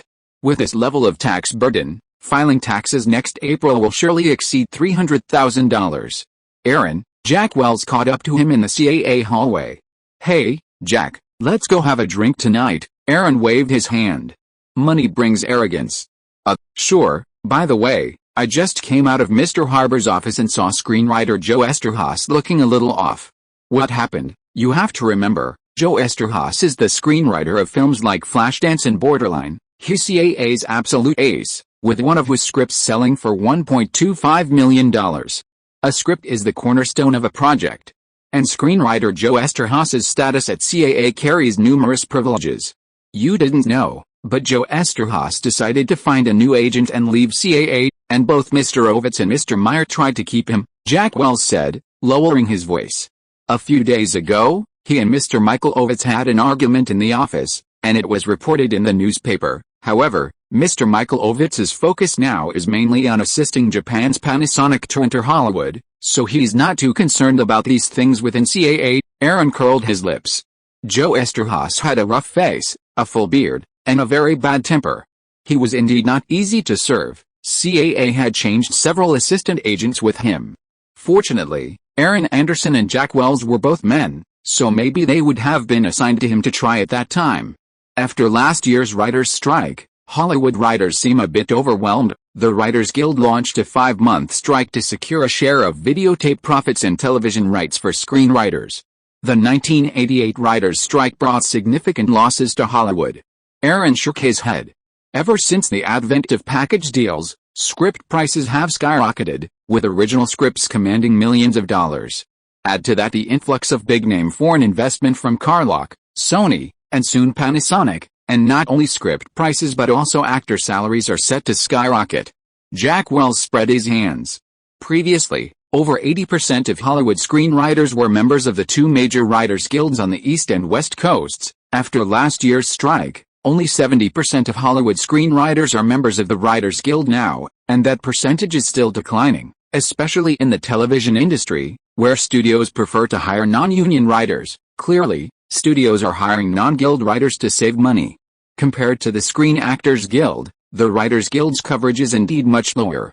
Still, 70% is a high percentage. Aaron remembered that after the millennium, only about half of Hollywood's screenwriters were members of the Writers Guild, never exceeding 60%. Many junior screenwriters choose not to join the union to secure a job. Hollywood really doesn't value screenwriters as a group. It seems the Korean entertainment industry is the most dedicated to screenwriters. The top tier of Hollywood screenwriters is doing well, and some at the upper levels are doing well too. However, there are so many screenwriters in Hollywood that many have to work part-time. Okay, I'm going to propaganda films. Meet me at the bar tonight. Nicole Kidman's salary for Wild at Heart was $100,000, of which she had already been paid $40,000. Now that filming was about to wrap, Aaron had to collect the balance. After leaving the CAA building, Aaron casually bought a copy of the Los Angeles Times from a nearby newspaper shop. Thousands of people have crossed the Berlin Wall. The countdown to the reunification of East and West Germany had begun. Chapter 37 I Want to Try It on My Own. That afternoon, Aaron drove to Propaganda Studios in Los Angeles and easily received Nicole Kidman's final payment check. As he was leaving, he suddenly discovered Madonna filming a music video there. A few months earlier, while filming the film Dick Tracy, Madonna had become involved with Warren Beatty, the director and lead actor. Madonna, still married at the time, had a falling out with her husband, Sean Penn, and they divorced in September. Hollywood is truly chaotic, men and women sleeping with each other all the time. Aaron glanced past the set, then lost interest. Director David Fincher, there's a call for you. Aaron Anderson, who had just taken a few steps, heard the name and turned to see a young man emerge from behind the camera and take the phone. David Fincher. Aaron was stunned. Was it the future David Fincher? He started out shooting TV commercials and music videos, and he's so young, under 30. I need to go back and look up his work. Propaganda Films is one of Hollywood's top commercial and music video studios, though they don't produce many films, given their small scale. Many great Hollywood directors have indeed started out in commercials, including Michael Bay, David Fincher, and Zack Snyder. David Lynch also started out in TV commercials. Does that mean he's joining the advertising film company he founded? David Fincher is a master of horror and suspense, and also special effects. And now, 20th Century Fox hasn't even started Alien 3 yet, and David Fincher hasn't even entered the film industry. Halloween was just a few days ago, and the street shops in Los Angeles still bore traces of the previous day's celebrations. Then came Thanksgiving, and next month's Christmas festivities. Los Angeles, Culver City. Aaron was meeting David Fincher in the Culver City Hotel's cafe. After explaining his purpose, he handed him the script for Phone Booth. 27-year-old David Fincher initially worked as a special effects artist and photography assistant at Industrial Light and Magic, a special effects company under Lucasfilm. 2 years ago, he joined Propaganda and has shot TV commercials for major brands such as Coca-Cola, Nike, and Chanel, as well as music videos for the Rolling Stones, Michael Jackson, and Madonna. After carefully reading the script of Phone Booth, David Fincher looked up and asked, "Mr. Anderson, do you really want to make this into a movie?" "Well, just call me Aaron." Aaron looked at him and smiled. "The characters are simple, and the scenes are simple. But the story is novel and the style is unique. I've watched a lot of your previous music videos and commercials these days. I want to work with you to make this script into a movie. David Fincher certainly wouldn't miss the opportunity to direct a movie. Aaron, does this script seem to be able to be revised? Aaron nodded. Of course, there are some details that can be filled in. As for the male lead, I've already talked to Nicolas Cage, and he's very interested. You know, I don't have a big budget, so the preparatory work needs to be more thorough. David Fincher certainly had no objection. It must be because of the lack of budget, otherwise why would he let him direct? I understand. This story is very tense and the plot has many attractive points. I'm very willing to direct this movie. Besides, Nicolas Cage is currently filming his boss David Lynch's Wild at Heart, and his acting skills are also trustworthy. Well, Aaron. After reading the script, I feel like the film might be a little short after filming. Aaron smiled. Even a typical movie is 100 minutes long, but this one's only a little over 80, right? It can't be helped. The entire film is set in a phone booth. An 80-plus minute story is already impressive. Any longer would only mess up the pacing. The whole point of phone booth is to keep the audience on edge and excited. Indeed, David Fincher agreed. Study the script first. I'll work with Propaganda on behalf of my company, and you'll be the director. Propaganda was already a film production company, with all the equipment and crew. Aaron also needed to register a company and say goodbye to CAA. Los Angeles was full of entertainment law and accounting firms, so it was easy for Aaron Anderson to find someone to register a film company. They named it One Pictures, and they chose Delaware as their preferred location. Delaware has no state business tax or minimum capital requirements, and one person can serve as president, director, and shareholder. A company that doesn't operate within Delaware isn't subject to state income tax, and shareholders who don't live in Delaware don't have to pay state personal income tax either. A few days before Thanksgiving, in Michael Ovitz's office at CAA headquarters. Have you really decided to leave CAA? You're doing very well now, and you'll soon be a partner at CAA. Michael Ovitz certainly didn't want Aaron Anderson to leave. His performance this year was very encouraging, and it was his first year. Mr. Ovitz, I've decided that being an agent isn't my career path. My true passion is filmmaking. Michael Ovitz frowned. Then you could become a producer client at CAA yourself. They'll always provide you with a platform. Aaron smiled. I want to try my hand at Hollywood first. ICM and WMA should have contacted you. You should understand that CAA offers the highest salaries. Michael Ovitz knew Aaron Anderson had some issues with his client Warren Beatty, and that Dustin Hoffman had also expressed dissatisfaction with Aaron. They contacted me, Aaron admitted. He had performed well this year. Within CAA, he was the primary person responsible for the conflict between Pretty Woman and Dick Tracy. It wasn't a secret, it was normal for other agencies to approach him. Don't worry, I have very little interest in the agency industry. Even if I want to continue in the future, I will enter the management industry. Aaron Anderson's leaving CAA is certainly not big news. It's just a small stone. Now people are only paying attention to celebrities. Besides, Aaron is just a newcomer after all. Many people think that his good performance in the first year is just luck. Outside CAA, Nicole Kidman was already waiting. Are you really quitting? Yes, I even registered a company. Of course I want to start my own business. Let's go back first. Well, isn't your car from CAA? Aaron shrugged. I've been driving this looks for half a year.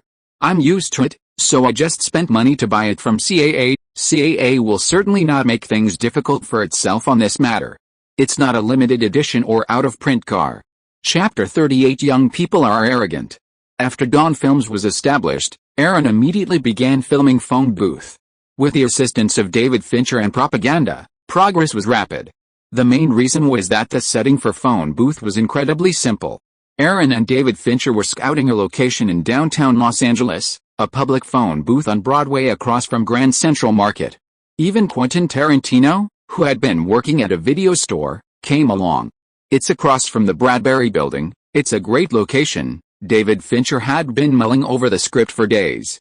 The location had to have some tall buildings. In Los Angeles, the only places with tall buildings were downtown.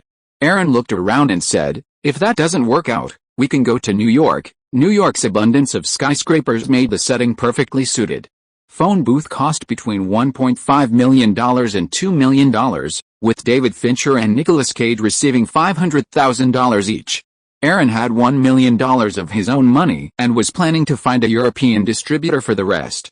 He had already sent the script to Polygram. The people at Propaganda also thought it was a good one and believed Polygram would be willing to participate. Quentin Tarantino glanced around and said, "During filming, it would be best to capture the extras' real reactions. It would create a more tense atmosphere." Quentin Tarantino's idea was a creative one. David Fincher agreed, saying, "That way, there would be minimal acting and the most realistic feel." Quentin Tarantino smiled and said, "Would you like me to play the role of the sniper? He's an observer, a voyeur, and a sadist with a dark sense of humor. I think it's quite interesting." A killer phone call. Only 2 or 3 minutes of his voice are missing in the entire movie. It's mainly his voice and tone, his voice. Would you be okay with that? Aaron didn't really mind. The killer's voice could be dubbed in later, he just needed to choose a suitable one. David Fincher smiled, "Let Quentin give it a try." Anyway, Quentin Tarantino was on the set as assistant director, and David Fincher had been in contact with him for some time, so he always had some wild ideas. "Well, you guys decide. Besides, Nicolas Cage has already been in the talks. I'll get the remaining funds together as soon as possible. Just get the crew together." Aaron also realized that Quentin Tarantino's mentality was indeed unusual, with a touch of perversion. Thanksgiving had just passed, and December was about to begin. Aaron had to quickly secure a distributor. He didn't know if Phone Booth would make it to the St. Denis Film Festival. It would be helpful for Quentin Tarantino to get a feel for filmmaking. As for Steven Soderbergh's style, it wasn't really suited to him right now. Backstage at the premiere of Born on the 4th of July in New York, after chatting with director Oliver Stone and lead actor Tom Cruise, Paula Wagner ran into Michael Ovitz, who was also attending the event. "I heard Aaron Anderson started his own film company after leaving CAA." Michael Ovitz, who frequently travels between the US and Japan, had heard about it. Paula Wagner spread her hands and said, "That's true. A low-budget feature film, and a new director." "New director?" Michael Ovitz just smiled.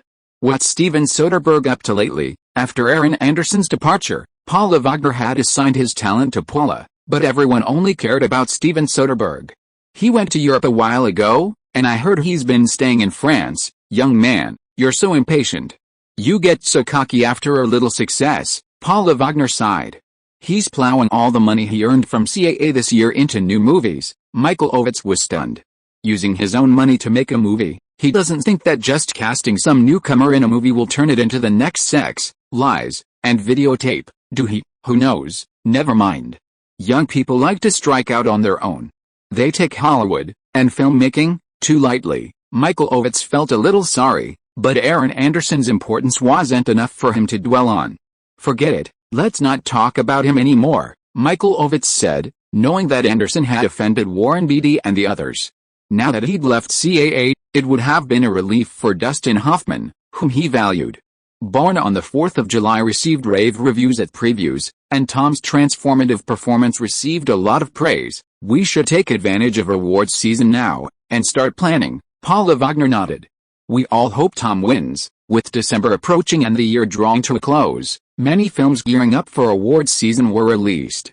Meanwhile, the lawsuit between Gulf and Western Industries and Time Warner concluded, with a Supreme Court ruling that Time Incorporated's acquisition of Warner Communications Group was not illegal. In Aaron's apartment in West Hollywood, Nicole Kidman lay in bed, her delicate white body draped over Aaron. "Now that you've left CAA, Ms. Wagner assigned me a female agent. I guess I'm running out of resources again." It wasn't just Nicole Kidman, Adam Sandler was in the same boat. Quentin Tarantino and Jennifer Connelly were even worse off, virtually no one cared. Only Aaron's friend, Jack Wells, kept an eye on them. Only Steven Soderbergh was taken seriously by Paula Wagner. Aaron smiled. "CAA has signed a lot of new actors now, and it adopts a hands-off management style. With me here, what are you afraid of?" Look at Quentin Tarantino. After finishing his job at the video store, he came straight to my own company. Jennifer Connelly is focusing on her studies. She will go to Italy to guest star in a movie next year. I guess there won't be any development for her in the next 2 to 3 years. Nicole Kidman propped up her head. "You seem to think highly of Quentin Tarantino?" Aaron nodded. "Well, this guy is a bit of a genius. I'm very optimistic about his future." Of course, Aaron is even more optimistic about David Fincher, the new director of Phone Booth. "You've invested all your money in this movie, aren't you worried about losing it all?" "Lost all your money?" Aaron asked casually.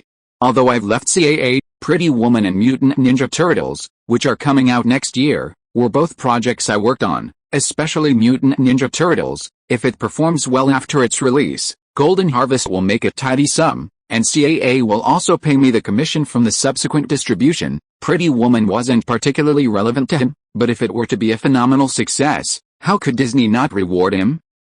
Nicole Kidman smiled, and then she kissed Aaron.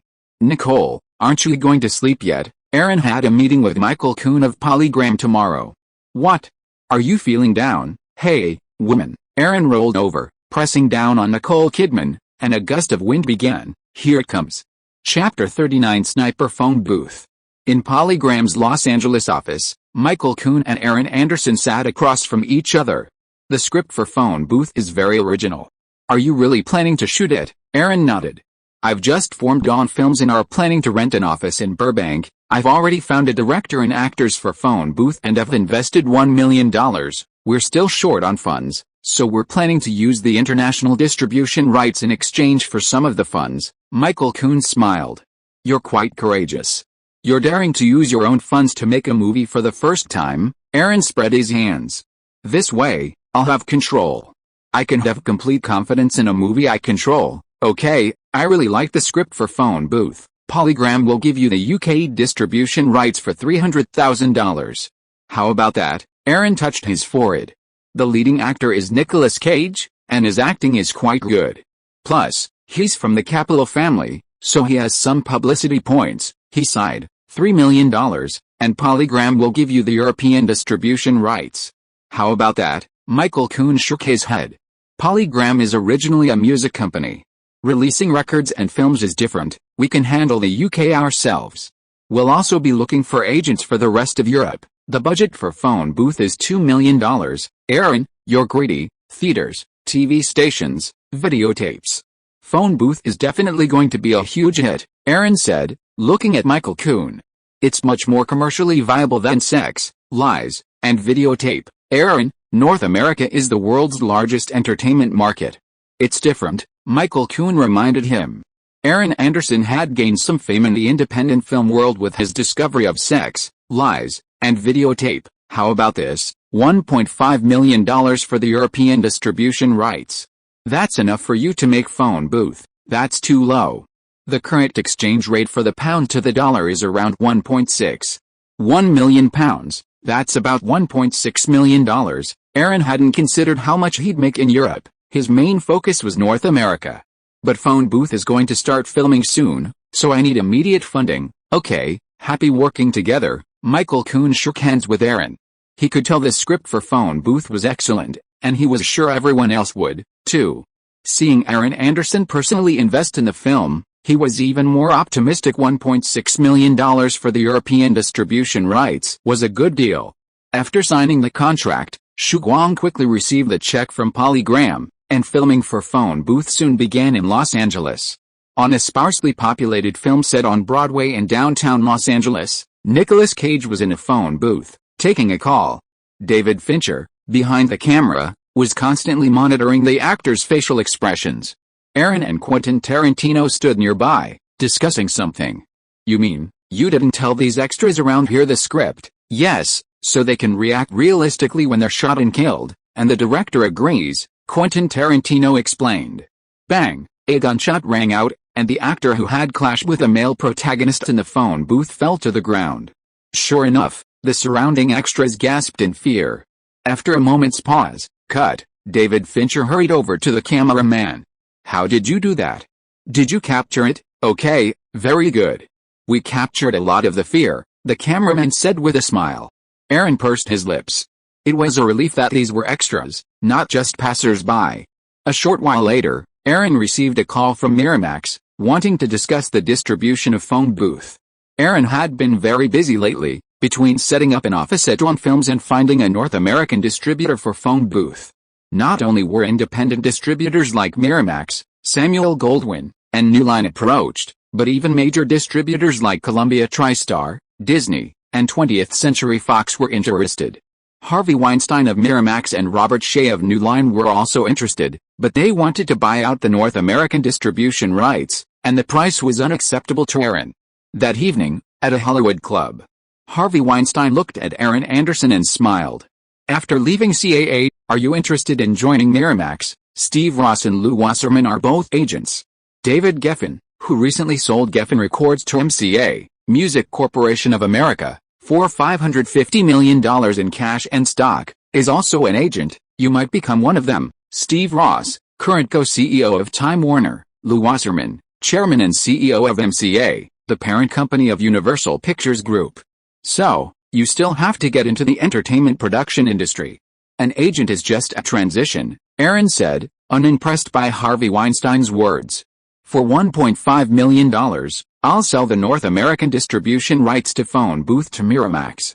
If the box office exceeds $10 million, you'll receive a cash dividend of between $500,000 and $1 million. Perhaps the success of Sex, Lies, and Videotape gave him confidence, and he began to have ideas about Phone Booth. Erin smiled. Harvey, my expectations for Phone Booth are higher than those for Sex, Lies, and Videotape. Besides, I have sold the European distribution rights, so I no longer need to recover the capital chain quickly. If you like, we can talk about commissioning distribution by Miramax. If Erin had just entered Hollywood, he would most likely choose to sell out his first work because the money can be recovered quickly. Unfortunately, Erin is not in a hurry now, and the current situation is different from the future.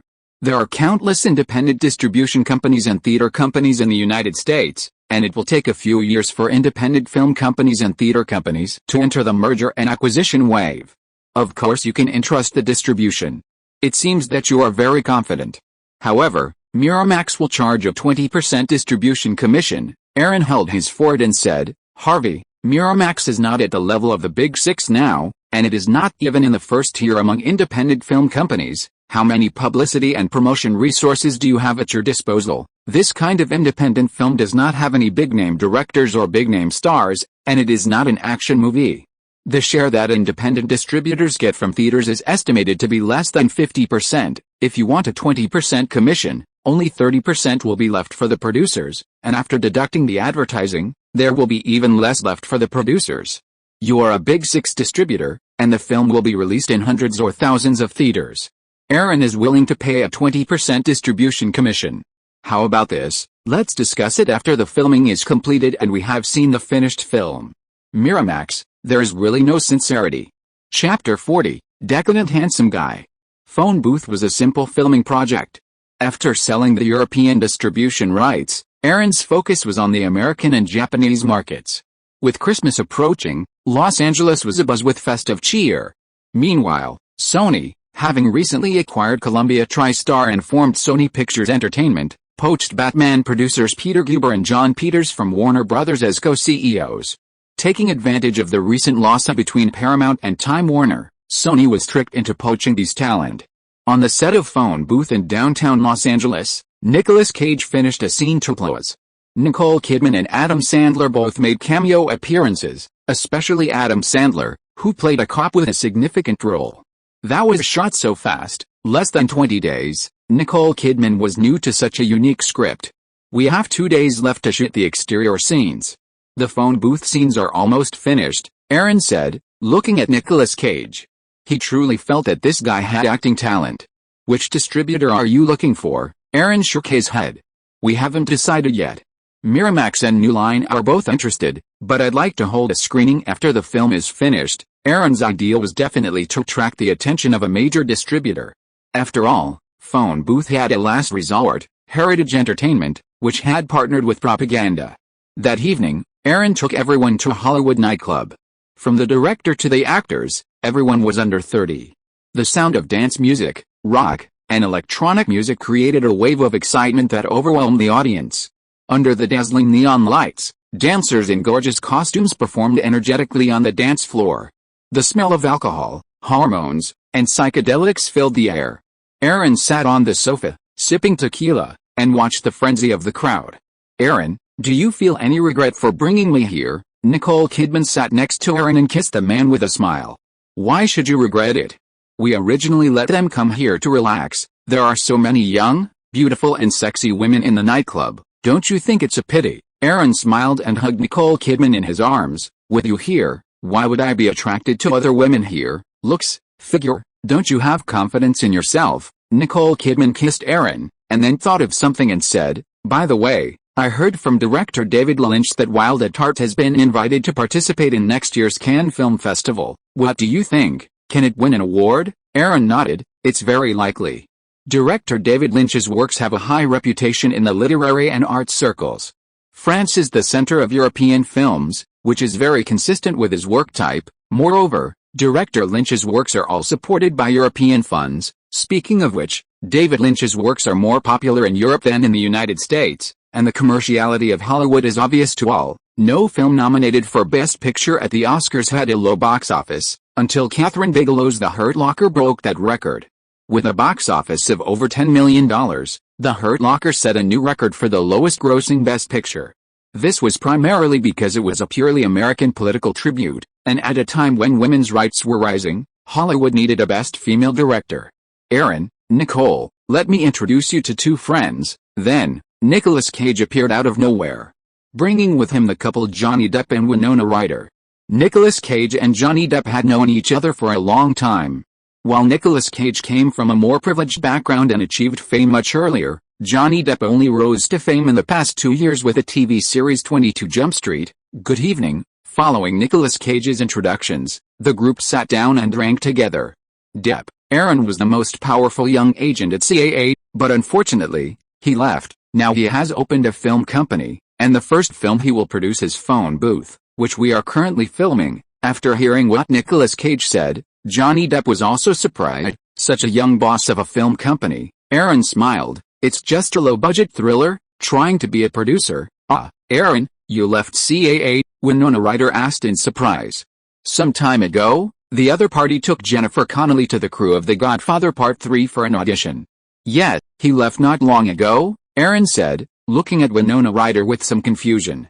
In the crew of The Godfather 3, didn't the role of the daughter fall to you? It shouldn't be. I heard that director Coppola is very optimistic about you. Winona Ryder smiled awkwardly, and Johnny Depp beside her took a sip of wine. It seems that Aaron, you have been too busy recently and haven't paid attention to these things. Director Francis Coppola asked his daughter Sofia Coppola to play that role, and Winona didn't go to the Italian set with him. Oh, is that so? Nicole Kidman, who is next to Aaron, had heard her husband say before that Italians like to use their own people when making movies. It's true, it's absolutely true. Okay, let's have a drink. Aaron raised his glass. Actually, I'm really looking forward to Tim Burton's fantasy romance, Edward Scissorhands, this year. I'm sure your performances in the film will astound everyone. Johnny Depp is only 27 years old now, and he's incredibly handsome and exudes a decadent vibe. 22 Jump Street made him an American Idol, but overall, he's still a relatively unknown figure in the television industry. Edward Scissorhands is the film that made him famous in the film industry, and the lead actor's love blossomed on screen, making it a hot topic. Thank you, Aaron. Maybe we can work together someday. Winona Ryder smiled. Her agent had told her that Aaron Anderson had excellent taste. Now that he'd left CAA and become a filmmaker, Winona Ryder certainly wasn't shy about trying to connect with him. Even if Aaron Anderson never achieved anything in the future, it wouldn't matter, it's just a word. Aaron smiled and nodded. Hollywood is a world of fame and fortune. It seems that actors who make it big are no fools. Chapter 41. He is unhappy, but I am happy. After Christmas, I'm going to Europe. You guys finish editing Phone Booth. Aaron exhorted David Fincher and Quentin Tarantino at the nightclub entrance. Phone Booth was also being edited at Propaganda. Are you going to the St. Denis Film Festival? David Fincher asked. It depends. If necessary, we can give it a try. Aaron, of course, didn't object. Going to St. Denis would also garner some attention. Okay, then let's go back, Aaron said, arm in arm with Nicole Kidman, and headed for a taxi. Aaron, Nicole, are you going back? Just then, Johnny Depp, arm in arm with Winona Ryder, also emerged from the nightclub. Judging by Depp's demeanor, he must have been high on drugs. Aaron smiled. Well, see you next time. 2 days before Christmas, Phone Booth completed all filming, which took 20 days. Afterwards, David Fincher began editing, with Quentin Tarantino assisting. Los Angeles, Burbank, Riverside Ranch, just north of the Hollywood Hills, On Justin Street between Victory Boulevard and the 5 freeway, is where Dawn Films is located. The 2-story old commercial office building is undergoing necessary renovations. In a cafe across the street, Jack Wells sat across from Aaron. Recently, Warren Beatty has found some people to disparage you in your film phone booth. You know, it wouldn't cost much for someone like him to find some newspapers. The only publicity point for phone booth is Nicolas Cage. The others are basically unknown people. Aaron smiled. A low-budget thriller that made less than $2 million, what's there to criticize? Nothing more than empty talk. It seems this guy still has me in his mind. Back when he was at CAA, Aaron had arrogantly bet that Dick Tracy wouldn't make even half as much as Pretty Woman, which really got him overwhelmed. Jack Wells, of course, knew it was because of the movie, but he still reminded him, Aaron, don't forget Dick Tracy also stars Dustin Hoffman. He doesn't like you either, and that might affect your career. Dustin Hoffman's high position at CAA would undoubtedly make it difficult for Aaron Anderson to hire. How are you doing now? Aaron looked at Jack Wells. He had always had a good relationship with him and was known for his perseverance, but his vision for artists' careers was average. As for me, I'm okay. In addition to being responsible for some of Steven Soderbergh's work, Ms. Wagner has arranged for me to be one of the assistant agents of director Tony Scott. You know, Steven Soderbergh has been inactive and has been on vacation most of the time. Now he's been stranded in France with nothing to do. There are really no opportunities for the new actors I have. Okay, Aaron also knew why Paula Vagla asked him to be an assistant to director Tony Scott. Glancing at him, Aaron reminded him, you know Kevin Costner, the guy who just joined? He's the one filming Dances with Wolves. Take some time to talk to Miss Paula Wagner and tell her you'd like to be Kevin Costner's assistant agent. Why? Ms. Wagner arranged for me to work with director Scott, but there are a lot of people who envy me. Aaron sighed. Believe me, Kevin Costner will be a hit director this time. I've studied Dances with Wolves, and it's a great project. Director Tony Scott is great, but you can't do much right now. You might as well ask someone else for a favor. Besides, I want to work with Kevin Costner on a movie too. Really, Jack Wells had always trusted Aaron. After all, he'd worked alongside him before. Of course, Aaron had his eye on Kevin Costner for the lead role in Ghost. I see, Jack Wells nodded. You have to be careful with Warren Beatty. Phone Booth is your first film. If it flopped, it would be very difficult. He's a vindictive guy. I've run into him at CAA and he's humiliated me a few times, because he's on good terms with me. Right, Aaron laughed. It's a minor issue. It's normal for an agent to get mad at him. But Warren Beatty is always looking for trouble. Jack Wells knocked on the table. Should we find a chance to give him a beating? Aaron was stunned and thought for a moment. Your suggestion is simple, brutal, and quite satisfying. After becoming a millionaire, did Aaron Anderson feel his courage had waned? He's always surrounded by bodyguards and assistants, so it's not easy to deal with him, Jack Wells pondered. Let's wait for the opportunity. Aaron shrugged. Hasn't Warren Beatty been having a hot affair with Madonna recently? No matter if they were promoting Dick Tracy or something, this guy shitted on Sean Penn and caused their divorce. Sean Penn has a hot temper. Find some tough reporters to confront Sean Penn and use this incident to provoke him. Sean Penn would beat up reporters, so you have to find stubborn reporters. Jack Wells smiled. I wonder if Sean Penn, the boss, will give Warren Beatty a hard time. Aaron then wrote a check for $5,000 and handed it to the other party. Find a chance to do it. The main point is that Warren Beatty slept with Sean Penn's wife. What else do you want to add? Think about it. The National Enquirer, the New York Post, and other tabloids are self-explanatory. They'll dig deep into this kind of news. Oh, and the reporter from Vanity Fair, who we've worked with before, is also very fond of these celebrity scandals. Ask her to write a special article. Hollywood stars like Warren Beatty and Sean Penn, along with pop diva Madonna, are all headline-grabbing news. Jack Wells took the check. While this may have an impact on Warren Beatty, it won't do much for your phone booth, will it? Shouldn't Aaron Anderson's current priorities be centered around phone booth? Don't worry, Warren Beatty hates me, but I hate him even more. I feel good when I see him unhappy. The best thing would be to get some large-scale photos of Warren Beatty and make him notorious. Aaron also has a bad temper, and he will not let a grudge go unrequited. If you are listening to this novel on a channel other than Fanfic World, it means it was downloaded and re-uploaded without effort. We warmly invite you to visit our channel, Fanfic World. There you will find the original version of this story and many other novels of various genres. We look forward to seeing you dive into a world of incredible novels. Chapter 42, Not Learning is Easy to Suffer. On Wilshire Boulevard in Los Angeles, at the Los Angeles County Museum of Art, a grand Christmas ball was being held. Hosted by the Hollywood Foreign Press Association, it was packed with celebrities, including stars, singers, fashion models, and entertainment executives. Aaron Anderson and Nicole Kidman were also present. The nominations for the 47th Golden Globe Awards for 1989 had just been announced, and 3 films from the independent film studio Miramax had received numerous nominations. Giuseppe Donatore's Cinema Paradiso was nominated for Best Foreign Language Film, Steven Soderbergh's Sex, Lies, and Videotape was nominated for Best Actress, Best Supporting Actress, and Best Screenplay in a Drama, and another film, My Left Foot, was nominated for Best Actor and Best Supporting Actress in a Drama. This is the Christmas party hosted by the Golden Globe Awards organizers, a warm-up for the Golden Globe Awards gala in late January next year, Aaron reminded Nicole Kidman. After all, the Foreign Correspondents Club is the organizer of the Golden Globe Awards. Yet, I know that one. That's Meg Ryan. Nicole Kidman pointed to a blonde woman who is the center of attention. Aaron looked over. That's her. When Harry Met Sally grossed over $92 million in North America on a budget of only $16 million, it's nominated for Golden Globe Awards for Best Picture, Musical Comedy, Best Actor/Actress, Best Director, and Best Screenplay. See.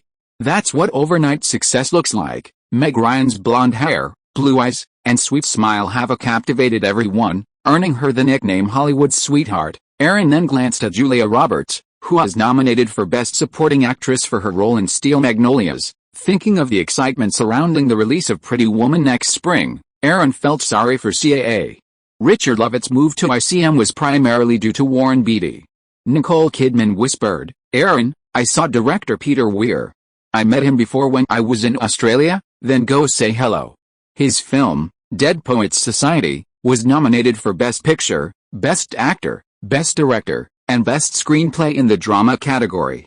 It's also a box office success, grossing $95 million in North America, $140 million overseas, and $235 million worldwide. It's a critical and box office success. It's one of the hottest Oscar contenders, right up there with Oliver Stone's Born on the 4th of July, starring Tom Cruise. Aaron Anderson put his arm around Nicole's waist. Born on the 4th of July, though it had only just been released, had already received rave reviews. Mr. Peter Weir is the most famous director in Australia right now. The success of Dead Poets Society had skyrocketed Peter Weir's fame. Aaron smiled. Foreign directors often prefer to use their own actors, so it's no surprise that Nicole Kidman would be favored by Peter Weir. Soon, the two of them found Peter Weir and began chatting. However, Aaron Anderson left the conversation first, having run into Paula Wagner. Well, how are you feeling now that you've left CAA? Wagner asked. Independent distributor Miramax has made a big splash this year, and Aaron Anderson's contributions are indelible. Not really. I'm currently editing Phone Booth, my first film produced by Dawn Pictures. We just need to find a North American distributor. Aaron smiled and clinked glasses with Wagner. Won't Miramax distribute it for you? Aaron shook his head. I have high hopes for Phone Booth, and Miramax's terms don't meet my expectations. You're a real guy, Wagner exclaimed. Miramax's Sex, Lies, and Videotape grossed $24 million at the box office, with profits exceeding $10 million. Phone Booth cost about the same to produce, so are its expectations even higher? Are you really that confident? Paula Wagner really couldn't underestimate him. Aaron Anderson smiled and pointed to his eyes. My eyes are the eyes of God. Paula Wagner also smiled. You want to say, you're a Hollywood genius. By the way, a few days ago, I went to the theater to see Tom's Born on the 4th of July. Tom's image-destroying performance was quite good. When the time comes, I'll get him an Oscar nomination for Best Actor. It won't be a problem. Aaron changed the subject. Born on the 4th of July has received several Golden Globe nominations, including Best Picture, Best Actor, Best Director, Best Screenplay, and Best Original Score, competing head-to-head with Dead Poets Society, but unfortunately, the influence of the Golden Globe Awards is still far from that of the Oscars. Don't you think Tom will win the Best Actor Oscar? Aaron shook his head. It's hard to say. The Golden Globes are different from the Oscars. The Oscars have never been fond of beautiful actors. Besides, have you seen Miramax's PR tactics? They're truly shameless. The Golden Globes prioritize celebrity influence, but the Oscars don't care much about individual achievements. The Academy judges are all old-school Hollywood types. To highlight their importance, they must engage in PR beyond just acting. Political considerations are essential. Paula Wagner certainly has her PR. She's always considered Tom Cruise's biggest rival to be Robin Williams in Dead Poets Society. Are you talking about Daniel Day-Lewis in My Left Foot? My Left Foot was released by Miramax and is currently nominated for Best Actor in a Drama at the Golden Globes. My Left Foot certainly can't compare to Born on the 4th of July in the Best Picture category. Its anti-war core is quite formidable. Yes, I've been in contact with Miramax several times before. They sent Daniel Day-Lewis to Washington, D.C., to attend the next round of the Disabilities Act proposals in Congress. How many of those Oscar jurors have connections in Washington? I don't need to tell you, do I? They've also bombarded the jurors with phone calls, given away videotapes of the film, and so on. They're using every possible means. Aaron smiled. As an agent, Paula Wagner didn't really have many options to deal with the situation. This required the cooperation of the film company. Universal Pictures, the distributor of Born on the 4th of July, was undoubtedly capable, but they definitely value the Best Picture award more. The Oscars like to share the pie. If you win Best Picture and Best Director, it's unlikely they'll also give you the Best Actor and Best Actress acting awards. It seems you've learned a lot over the past year or so, Paula Wagner said. Of course, she hoped Tom Cruise would win. That would increase his commercial value. In a place like Hollywood, if you don't understand certain things, you'll easily suffer, Aaron said, and suddenly saw Warren Beatty and a woman enter the hall, chatting happily. Chapter 43 Smoked Out. After Aaron Anderson saw Warren Beatty, he quickly realized the woman beside him wasn't Madonna, but Isabelle Adjani. The French film Rodin's Lover had also been nominated for a Golden Globe for Best Foreign Language Film, and Isabelle Adjani was the film's lead actress. Tonight, there's definitely something going on. Aaron Anderson went to the food area to grab a bite, secretly observing Warren Beatty and Isabelle Adjani. These two were a perfect match, so it was impossible not to cause some trouble. However, Isabelle Adjani's boyfriend seemed to be Daniel Day-Lewis, which made things a little more interesting. Outside the museum, Aaron called Jack Wells and explained the situation. Is he alone? Don't worry about it. Just drive over here and wait, okay? Within 20 minutes, Jack Wells arrived on the street near the museum. Aaron got in the car. Inside, Warren Beatty and Isabelle Adjani are together. They're always good, so something's going to happen tonight. Wait here at this exit. Isabelle Adjani's boyfriend, Daniel Day-Lewis, is also inside for the dance. They probably won't do anything wrong. Okay, I guess they'll leave and find somewhere else, Jack Wells agreed, gesturing casually to the baseball bat in the backseat. I even brought a weapon. Aaron held his head in his hand. Was he just thinking about beating the crap out of them? Wait, I'm going in first. Returning to the museum, Aaron Anderson found Nicole Kidman sitting in a corner, his eyes constantly fixed on Isabelle Adjani.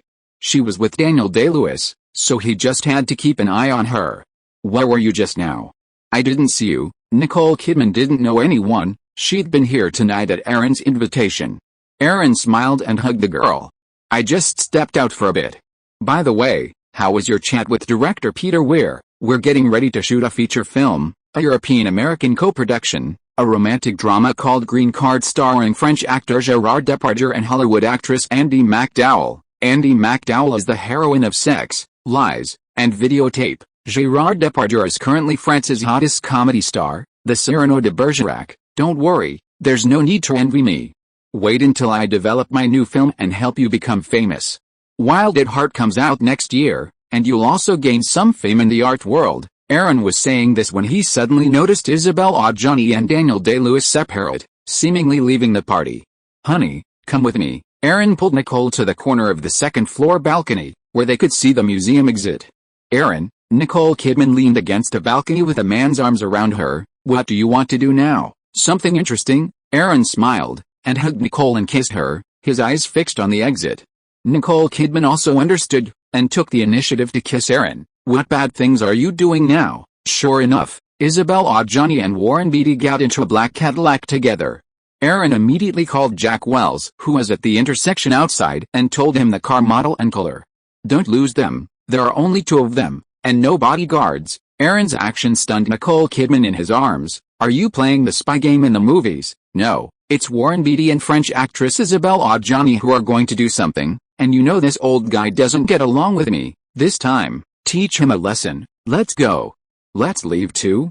Then, Aaron pulled Nicole Kidman away from the dance. As soon as Lester drove onto Wilshire Boulevard, Aaron received a call from Jack Wells. The other party's car is parked at the nearby La Brea Tar Pits Park. No way, the room is not open. Can't you wait? Wait for me to come over. Aaron kissed Nicole. Honey, you drive home first. I'll be back later. Nicole Kidman was helpless, sight and reminded. It's okay to make a fuss, but be careful. Warren Beatty is a big star after all. Got it. Aaron smiled, pulled off his bow tie, and ran into the nearby La Brea Tar Pits tourist attraction with his mobile phone. In the parking lot, Aaron found Jack Wells's car and opened the door to get in. Aaron, that's the car. I guess the 2 of them are already doing it in it, Jack Wells pointed deliberately. Hurry up and call all the nearby reporters to come to this parking lot and think of a way to force these 2 guys out of the car. Aaron said, and began to look for usable tools in the car. Baseball bat? Just smash it. No way. Hit it with the car? No way either. Jack Wells got out of the car immediately and contacted reporters from the public telephone booth nearby to come to the parking lot of the La Brea Tar Pits. There was big news.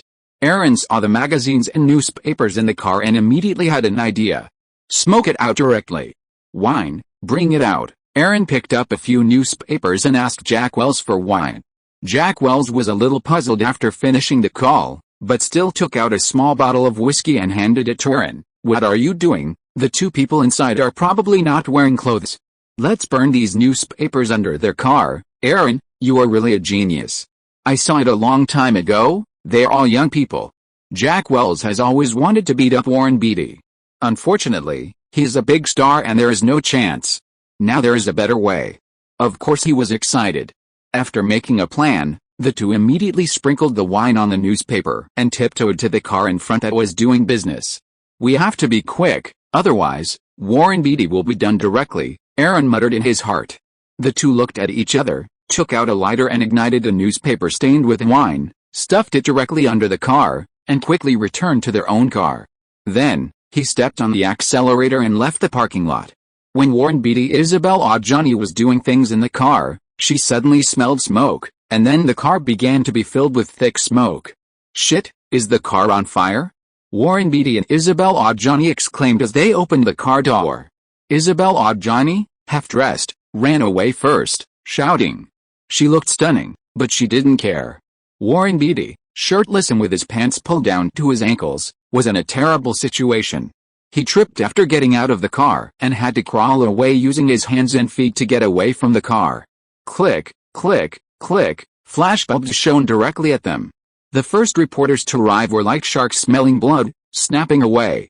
Big news, absolutely big news, it was really exciting. No photos, no photos, the 2 experienced ones immediately covered their faces. Screams, curses, whistles. Isabel Adjani squatted on the ground, using her clothes to cover her beauty, while Warren Beatty quickly lay on the ground to put on his pants to cover his private parts. More and more reporters rushed over. At that moment, in a public phone booth on Wilshire Boulevard outside the La Brea Tar Pits, Aaron Anderson had already called the police and emerged from the scene. What a shame, we didn't bring our cameras, Jack Wells lamented as he got into the car. Yeah, but it doesn't matter. There are plenty of reporters out there. We can't hide it. It's bound to be in the papers, Aaron stretched, feeling refreshed. Chapter 44, The image plummeted. The next day at noon, in West Hollywood, Aaron sat on the living room sofa, flipping through the newspaper. The upheaval in Eastern Europe had led to the execution of Romanian President Nicolae Ceausescu, Christmas Day. His fingers drummed on the sofa. The upheaval in Eastern Europe, the unification of Germany, the disintegration of the Soviet Union, the Gulf War, these were all major international events to come. Then, Nicole Kidman sat down beside Aaron with a strange look on her face, casually placing her newspaper on the coffee table. God, this news, is it related to what you did last night? The entertainment headlines in newspapers and magazines like the National Enquirer, the New York Post, Vanity Fair, and The Hollywood Reporter were sensational. Warren Beatty's secret meeting with Isabel Adjani sparked a firestorm. Aaron glanced over, and among them were the scandalous photos of Warren Beatty and Isabel Adjani from the previous night. Some reporters even went out of their way to interview Isabel Adjani's boyfriend, Daniel Day-Lewis, about his thoughts.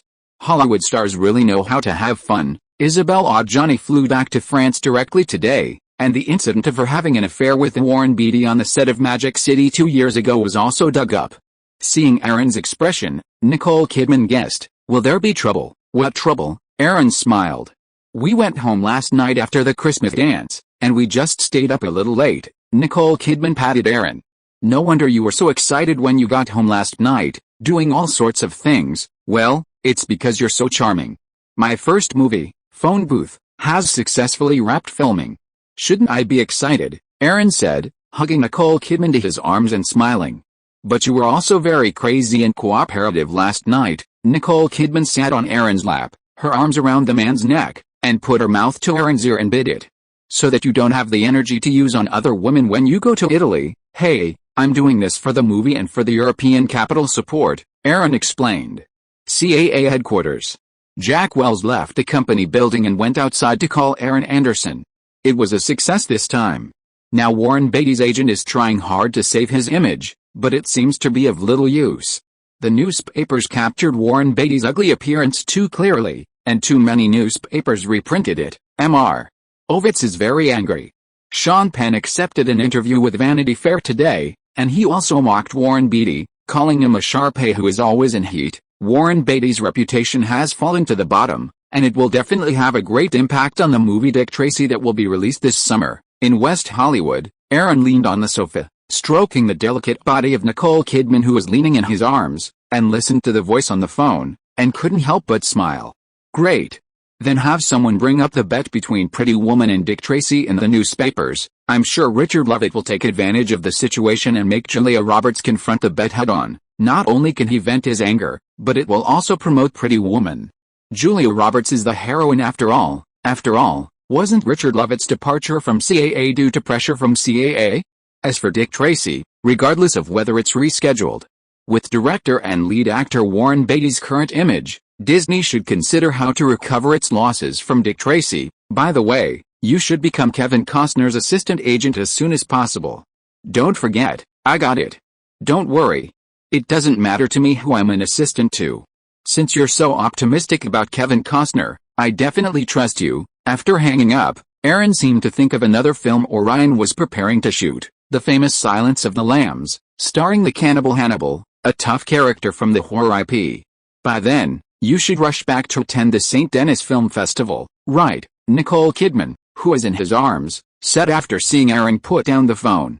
Sex, Lies, and Videotape, which had made the St. Denis Film Festival so famous earlier this year. It depends. Phone Booth is a thriller, and the St. Denis Film Festival doesn't seem to be very friendly to that type of work. Aaron should go to Italy first, wait for the editing of Phone Booth to be completed, since he had already agreed to film it with Jennifer Connelly. Besides, Aaron had never been to Italy, so he thought of it as an overseas vacation. Milan, a world-renowned historical and cultural city, one of Europe's 4 major economic centers, and the capital of Italy's Lombardy region. 2 days before the new year, Aaron arrived in Milan with Jennifer Connelly. Director Giuseppe Tornatore specially treated them to dinner. "We'll start filming right after the new year.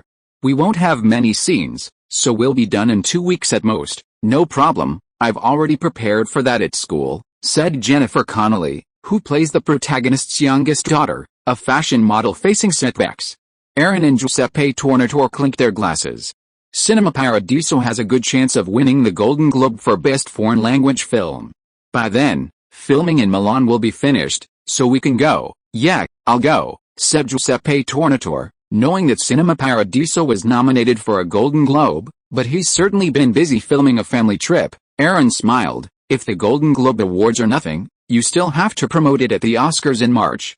It's a foregone conclusion that Cinema Paradiso will be nominated for the Best Foreign Language Film Oscar. Besides, Cinema Paradiso will be officially released in February by then." Giuseppe Tornatore took a sip of wine, I heard that you left CAA and created a film production company to develop your own movies. Yeah, when I have money, if you need any movies to develop in the future, just come to me directly. I really like your movies, thank you, Aaron. I will definitely bother you in the future. Giuseppe Tornatore also smiled. By the way, Miss Connery has been to Italy to shoot a movie before. Aaron, is this your first time in Italy? Yes, it's my first time here. This is also my first time going abroad. I've always been in China. This time I came here to experience Italy's New Year's Eve carnival. Besides, next summer, Italy will host the World Cup. Milan is also a famous football city. The football culture here may give you a different feeling. The United States is a soccer desert. The North American Soccer League, which attracted Brazilian star Pelé, Dutch star Johan Cruyff, and German star Franz Beckenbauer, has been discontinued years ago. Giuseppe Tornatore wants to let Aaron Anderson, a Native American, experience the soccer atmosphere? I will, haha. Unfortunately, Aaron is different now. Chapter 45 Disney Scenery.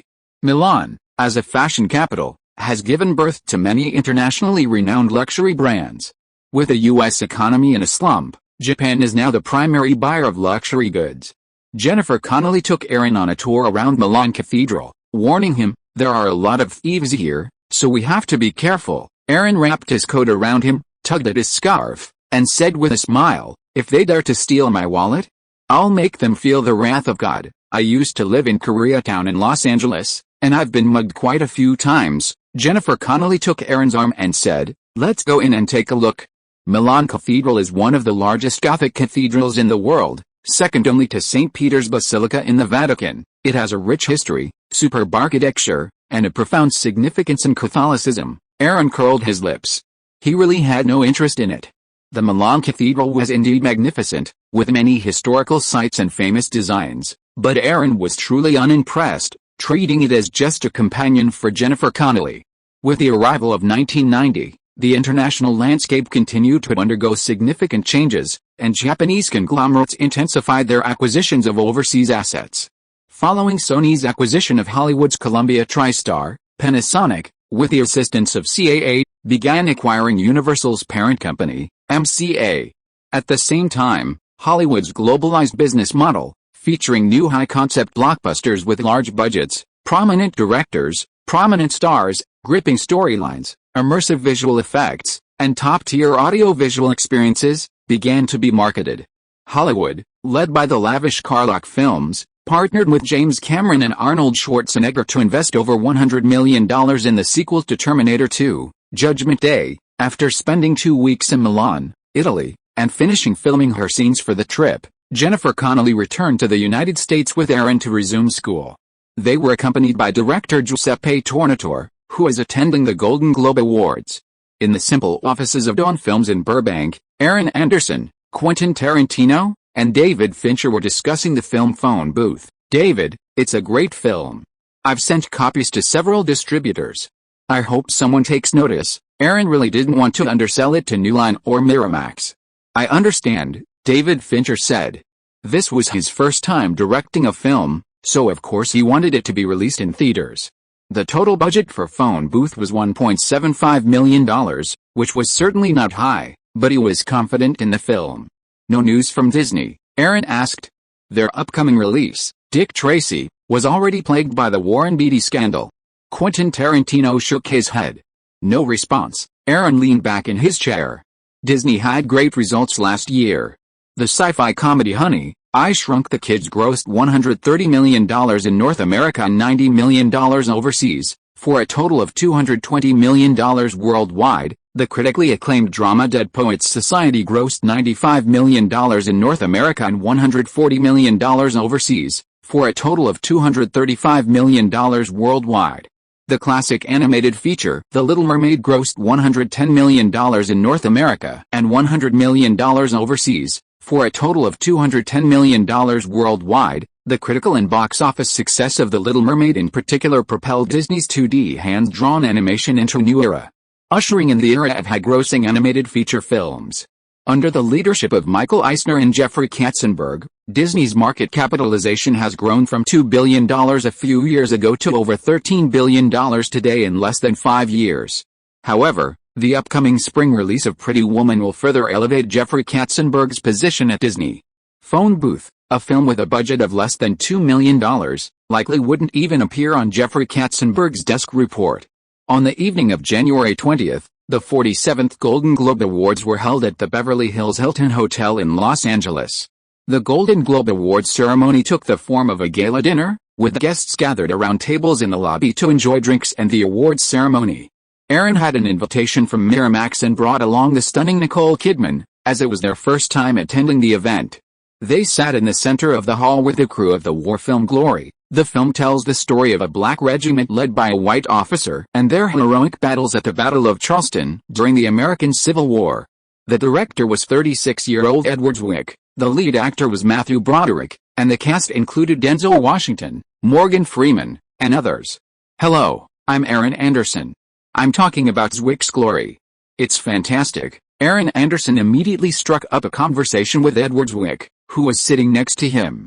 After all, Glory was nominated for Best Picture, Best Director, and Best Supporting Actor in a Drama Series.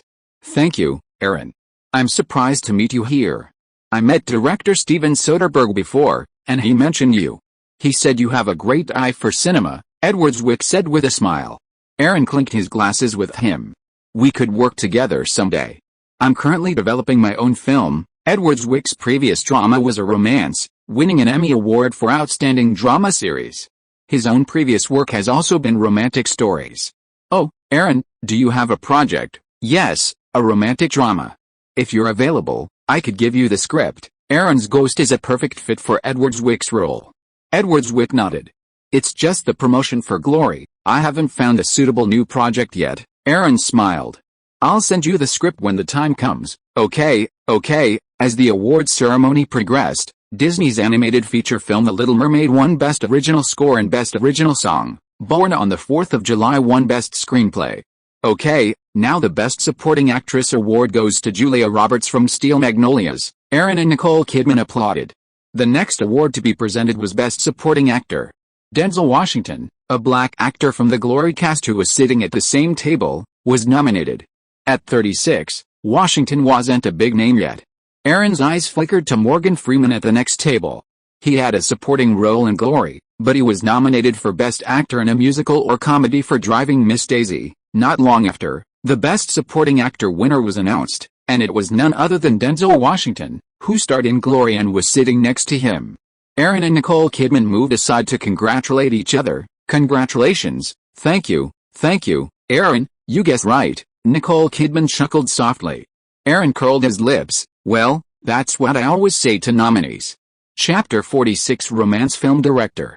As the awards ceremony progressed, Jessica Tandy and Morgan Freeman won Best Actress and Best Actor in a Musical Comedy, respectively, for their roles in Driving Miss Daisy. The Best Actor and Best Actress in a Drama category went to Tom Cruise for Born on the 4th of July and Michelle Pfeiffer for Baker. As expected, Best Foreign Language Film went to the Italian film Cinema Paradiso. Backstage, Aaron Anderson enjoyed a drink at the bar with Giuseppe Tornatore, who had just received his award. I'm going back to Italy tomorrow, so soon. Miramax will definitely have some celebrations coming up, Aaron warned. Giuseppe Tornatore shook his head. Get back to the set of the trip as soon as possible and come back before the Oscars. By then, filming for the trip would have been completed. Okay, next time you're in Italy, I'll treat you well. Giuseppe Tornatore patted Aaron on the shoulder. Afterward, Giuseppe Tornatore returned to the awards ceremony, where the next few awards were being handed out. Aaron wasn't particularly interested in attending the ceremony, as it was incredibly boring.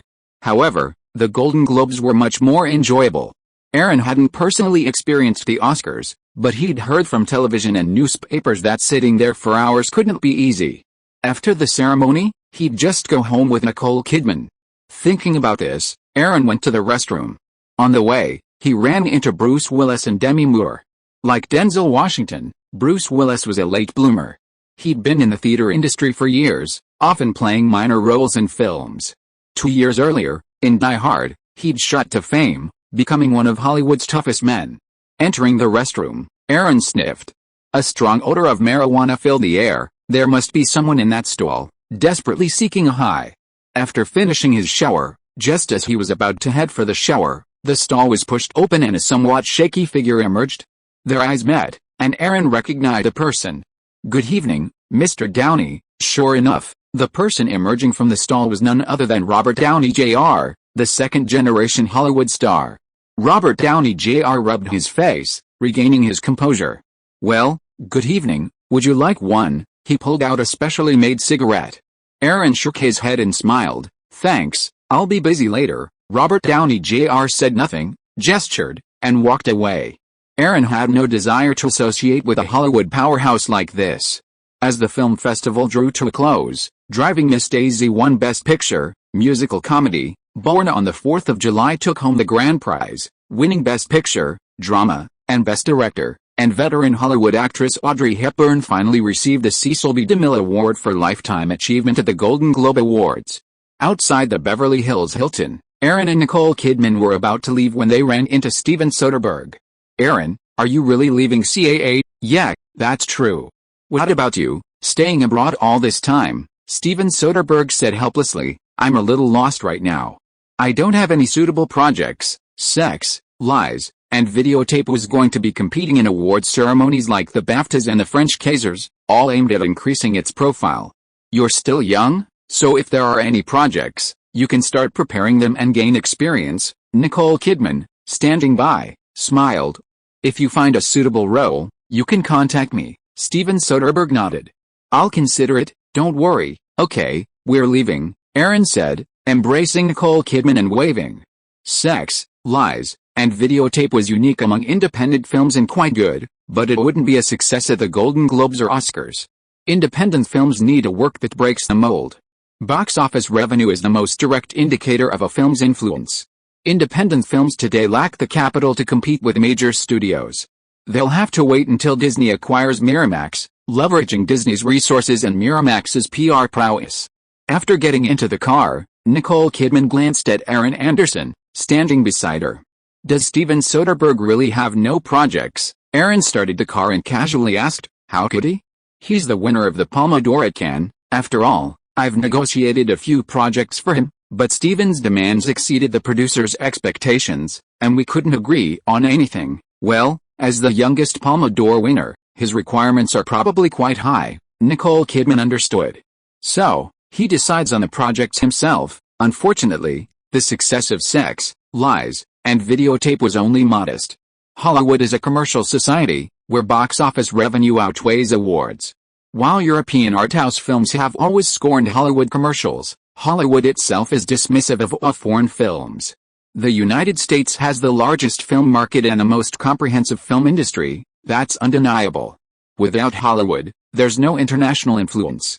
Steven Soderbergh thought his Palme d'Or win gave him the power to make deals with Hollywood, but he didn't realize he was just a newcomer.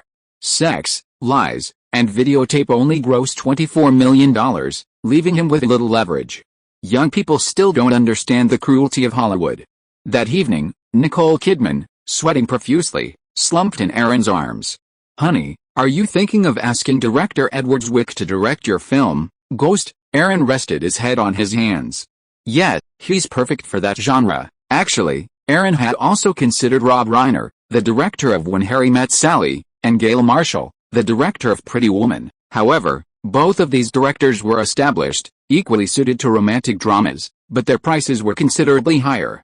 Especially with the success of When Harry Met Sally, not to mention Pretty Woman, which is set to be released in March. This is a masterpiece that is destined to become a cult classic. Rob Reiner and Gail Marshall's net worth will increase further. "Have you found investors yet?" Nicole Kidman was still eager, hoping to quickly establish herself in Hollywood. "Well, don't worry, I'm looking for a distributor for Phone Booth right now. Moreover, once Pretty Woman is released and receives good reviews and box office, Aaron Anderson's name will naturally be mentioned. After all, he tied himself to the film last year through Warren Beatty. If a romantic film like this can be a huge hit, who dares to say that another romantic film I'm optimistic about, Ghost, can't be a big hit? Come on, everyone, please support me and give me some motivation." Chapter 47 20th Century Fox. 20th Century Fox? Sure, I'll be there this afternoon. Aaron Anderson received a call from 20th Century Fox, who seemed interested in Phone Booth. A few years ago, Australian media tycoon Rupert Murdoch acquired 20th Century Fox Entertainment Group. Now, 20th Century Fox's parent company is News Corporation, the newspaper company controlled by Rupert Murdoch. Furthermore, because Rupert Murdoch values television, he specifically poached Barry Diller, who had an interest in television, from Paramount to form Fox, the fourth largest commercial broadcast network in the United States. Barry Diller was a key figure in Paramount's revival in the 1970s, and Michael Eisner and Jeffrey Katzenberg, now at Disney, were both his deputies at the time. Clearly, 20th Century Fox Entertainment Group is controlled by Barry Diller, who reports solely to Rupert Murdoch, chairman of News Corporation, but Barry Diller's current focus is undoubtedly on developing the Fox broadcast network. The United States originally had three major commercial broadcast networks, ABC, NBC, and CBS. However, there was also a non-profit broadcasting alliance, the Public Broadcasting Corporation, PBS. PBS, a network of television stations focused on education, did not adhere to these commercial rules. Currently, the primary focus of American broadcasting is on these three networks. In the afternoon, Aaron Anderson drove to Century City, a commercial district adjacent to Beverly Hills. At 2121 Century City Avenue of the Stars, the Fox Plaza building, a 40-story skyscraper, was the headquarters of 20th Century Fox, built 2 years earlier. Die Hard was primarily filmed in this building, though it was still under construction at the time. Aaron arrived at the president's office on the 38th floor. After waiting for over half an hour, he was met by Joe Roth, the president of 20th Century Fox. The assistant whispered something to Joe Roth and then left. "Aaron, take a seat. Good afternoon, Mr. Roth." A moment later, the office assistant brought 2 cups of coffee. "The elements of phone booth should be very attractive, and you have impressive track records like Sex, Lies, and Videotape and Cinema Paradiso. Shouldn't there be a distributor to help you with this film?" Joe Roth did have some foresight. Miramax couldn't possibly refuse to distribute it. Aaron took a sip of coffee. New Line and Miramax are indeed interested, but they want to buy out the distribution rights directly. Phone Booth, on the other hand, has even higher expectations than Sex, Lies, and Videotape. "I'm not willing to sell it at a low price. We can't agree on the price." Joe Roth smiled. Sex, Lies, and Videotape won the Palme d'Or and grossed $24 million in North America. Phone Booth is indeed novel, but the setting is simpler. "Are you so confident?" Aaron nodded. Mr. Roth should have seen the movie. "What did you think of Nicolas Cage's performance?" "Excellent," Joe Roth said without hesitation. "Well, since you don't want to sell out, let's use a profit-sharing model. 20th Century Fox is short a film for the spring season and needs to fill that spot, so 20th Century Fox will distribute Phone Booth. It'll open in no fewer than 300 theaters, and the initial marketing budget will be $1 million. This will increase to no more than $3 million depending on the film's reputation. The distribution commission is 20% of the box office, and marketing expenses will be deducted from the profits." Joe Roth didn't waste much time on a film that made less than $2 million. He expected the film to gross between $10 and $20 million. "Is the spring season in March?" "Yes, around early to mid-March. 20th Century Fox needs to have a film coming out." Aaron knew Phone Booth wouldn't have a good release date and assumed it would be in August. "Since it's so early in March, Mr. Ross, it's not a big deal, but I want a tiered distribution deal. For box office revenue under $10 million, I'll get a 20% distribution commission. For revenue over $10 million, I'll get a 15% distribution commission, and for revenue over $20 million, I'll get 12%. "How is that?" Joe Ross shook his head.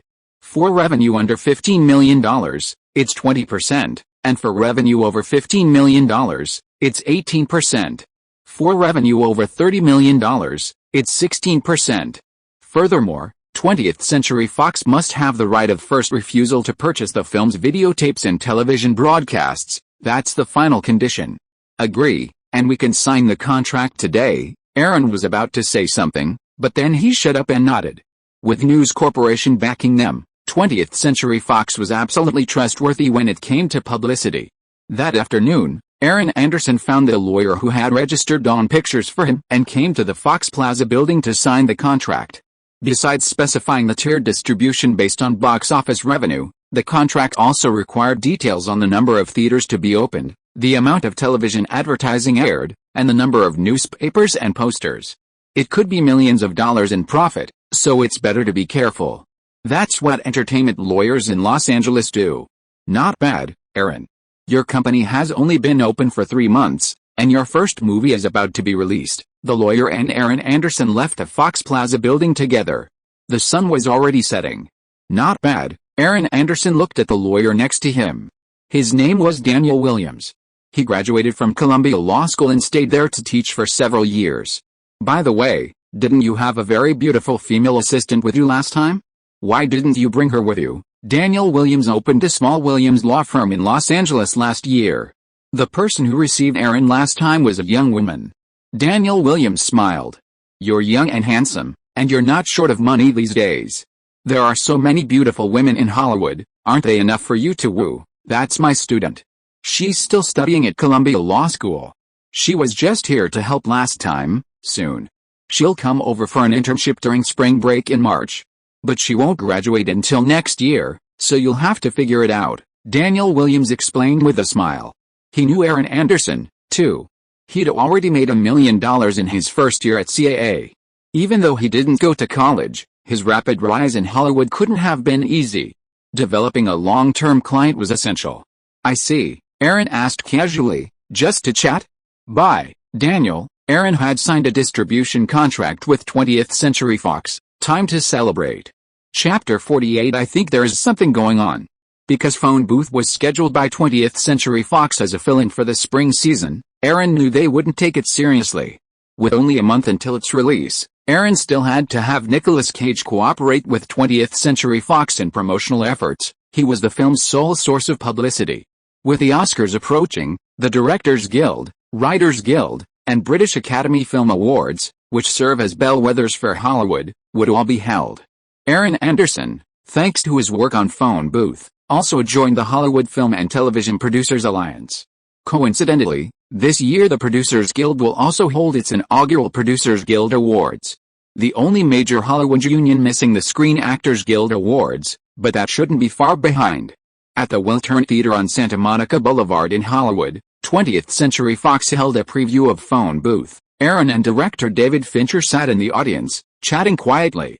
Look, the audience is in a state of high tension most of the time while watching the movie. That's the effect we need. David Fincher, of course, took his first film very seriously. Looking around, he felt truly great. He smiled and said, "Fortunately, we didn't disappoint the audience." Aaron nodded. That alone proves that our Phone Booth is worthy of being compared to other top-tier suspense films. Top tier, yes, you have to have confidence in yourself. Once the movie is released, you'll be a bona fide Hollywood director. Logically, the script for Phone Booth could only be considered second-rate, but it was original and unique. Furthermore, director David Fincher and actor Nicolas Cage's control of the film's pacing was absolutely superb. Even if the subject matter wasn't particularly thought-provoking, Phone Booth was still a truly good film. In Phone Booth, Quentin Tarantino plays the killer. Although he only appears for 3 minutes, he truly possesses a perverted gene. His neurotic voice perfectly fits the film's theme. By the way, David, you've read my script for Ghost. How can we achieve satisfactory special effects with the least cost? David Fincher, who previously worked at Lucasfilm's Industrial Light and Magic special effects company, has some insights on this matter. Ghost isn't like Terminator 2, Judgment Day, so it needs to be economical. You want to enrich the plot by adding to the imagination of humans and ghosts. It won't cost much, and you can add some special effects to complement it. Aaron Anderson recently showed me a romance script about a human and a ghost. Aaron, are you starting production on the new film? Yes, I've had the idea for a long time, but it's been difficult to execute. I think we'll be able to do it this year. Aaron has already sent the script to director Edward Zwick and is awaiting his response. As for the lead actor, Kevin Costner, it seems he just finished filming Dances with Wolves and is currently promoting the Tony Scott-directed action film Revenge. Aaron will contact Kevin Costner immediately after securing Edward Zwick. The previews for Phone Booth were positive, but 20th Century Fox didn't have many showings scheduled. That evening, Aaron met with Jack Wells at a bar in West Hollywood. This conventional promotional method doesn't seem to be working very well. Then, should we get more critics to recommend it? Forget it. Reputable critics are expensive. And getting them in high circulation newspapers isn't cheap either, Aaron said, taking a sip of his drink. Now is the age of newspapers and radio and television, and the cost of a troll army is no less than it was in the internet age. By the way, when I went to 20th Century Fox yesterday, I saw producer John Hughes. What's the deal with that movie he's developing, Home Alone? John Hughes is a CAA client with director and producer contracts, specializing in developing children's and youth comedies. Oh, it's a Christmas comedy. Originally, they were going to work with Warner Brothers, but John Hughes brought in Chris Columbus to direct and increase the budget. Warner Brothers backed out, and John Hughes turned to 20th Century Fox. For Home Alone, Warner Brothers had a maximum budget of $13 million, but 20th Century Fox increased it to $18 million. That little kid, Macaulay Culkin, looks quite clever, Aaron reminded him. Jack Wells of course understood what his good friend meant, and shook his head and said, that little actor starred in a comedy directed by Hughes last year. Besides, Macaulay Culkin's agents are his parents. There will be many agents vying for the leading actor with a production budget of $18 million. Aaron was stunned for a moment and said embarrassedly, that's right. Aaron also discovered the Home Alone project by accident and inquired about it. He wanted to see if he could get Jack Wells a big name in his hands, but it seems that it is not possible. Aaron, you know me. I'm not a very good judge of scripts, so I'm only suited to artist assistant work at CAA. Also, I've already talked to Kevin Costner's assistant agent. From now on, I'll be Kevin Costner's assistant and driver for a while. Aaron raised an eyebrow.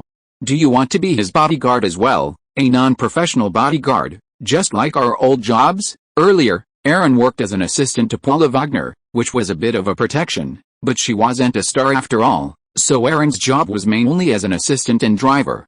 Doesn't that seem like a promising future? Then what? CAA pays well, so maybe I'll join the gang. Jack Wells and Aaron both graduated from high school, and gang culture is rampant in Los Angeles these days. Gangs, no future. Aaron leaned back on the sofa and touched his chin. Jack Wells' father was a bounty hunter in his youth. Jack Wells himself was quite familiar with firearms, otherwise Aaron wouldn't have such a close relationship with him. How about a security company? Recruiting retired special forces soldiers and the like to protect the rich. The more Aaron thought about it, the more he thought it would work. Look, I'll be rich someday too, and I'll need bodyguards. Jack Wells' eyes widened. You need protection. How skilled was Aaron Anderson? How could he not know? 3 or 5 burly men couldn't get close to him. He was incredibly strong and had incredible physique. Aaron held up a finger. No matter how skilled you are, I can take you down with one shot. Well, that's right. No wonder you're so obsessed with guns. When we have time, we can go hunting and let you experience the power of weapons. Shooting at a target didn't make him feel the allure of guns. Great. When I have money, I'll help you start a security company. Expand it and take it international. If you are listening to this novel on a channel other than Fanfic World, it means it was downloaded and re-uploaded without effort. We warmly invite you to visit our channel, Fanfic World. There you will find the original version of this story and many other novels of various genres. We look forward to seeing you dive into a world of incredible novels. Chapter 49 Miramax becomes famous. With the arrival of February, the nominations for the 62nd Academy Awards were announced.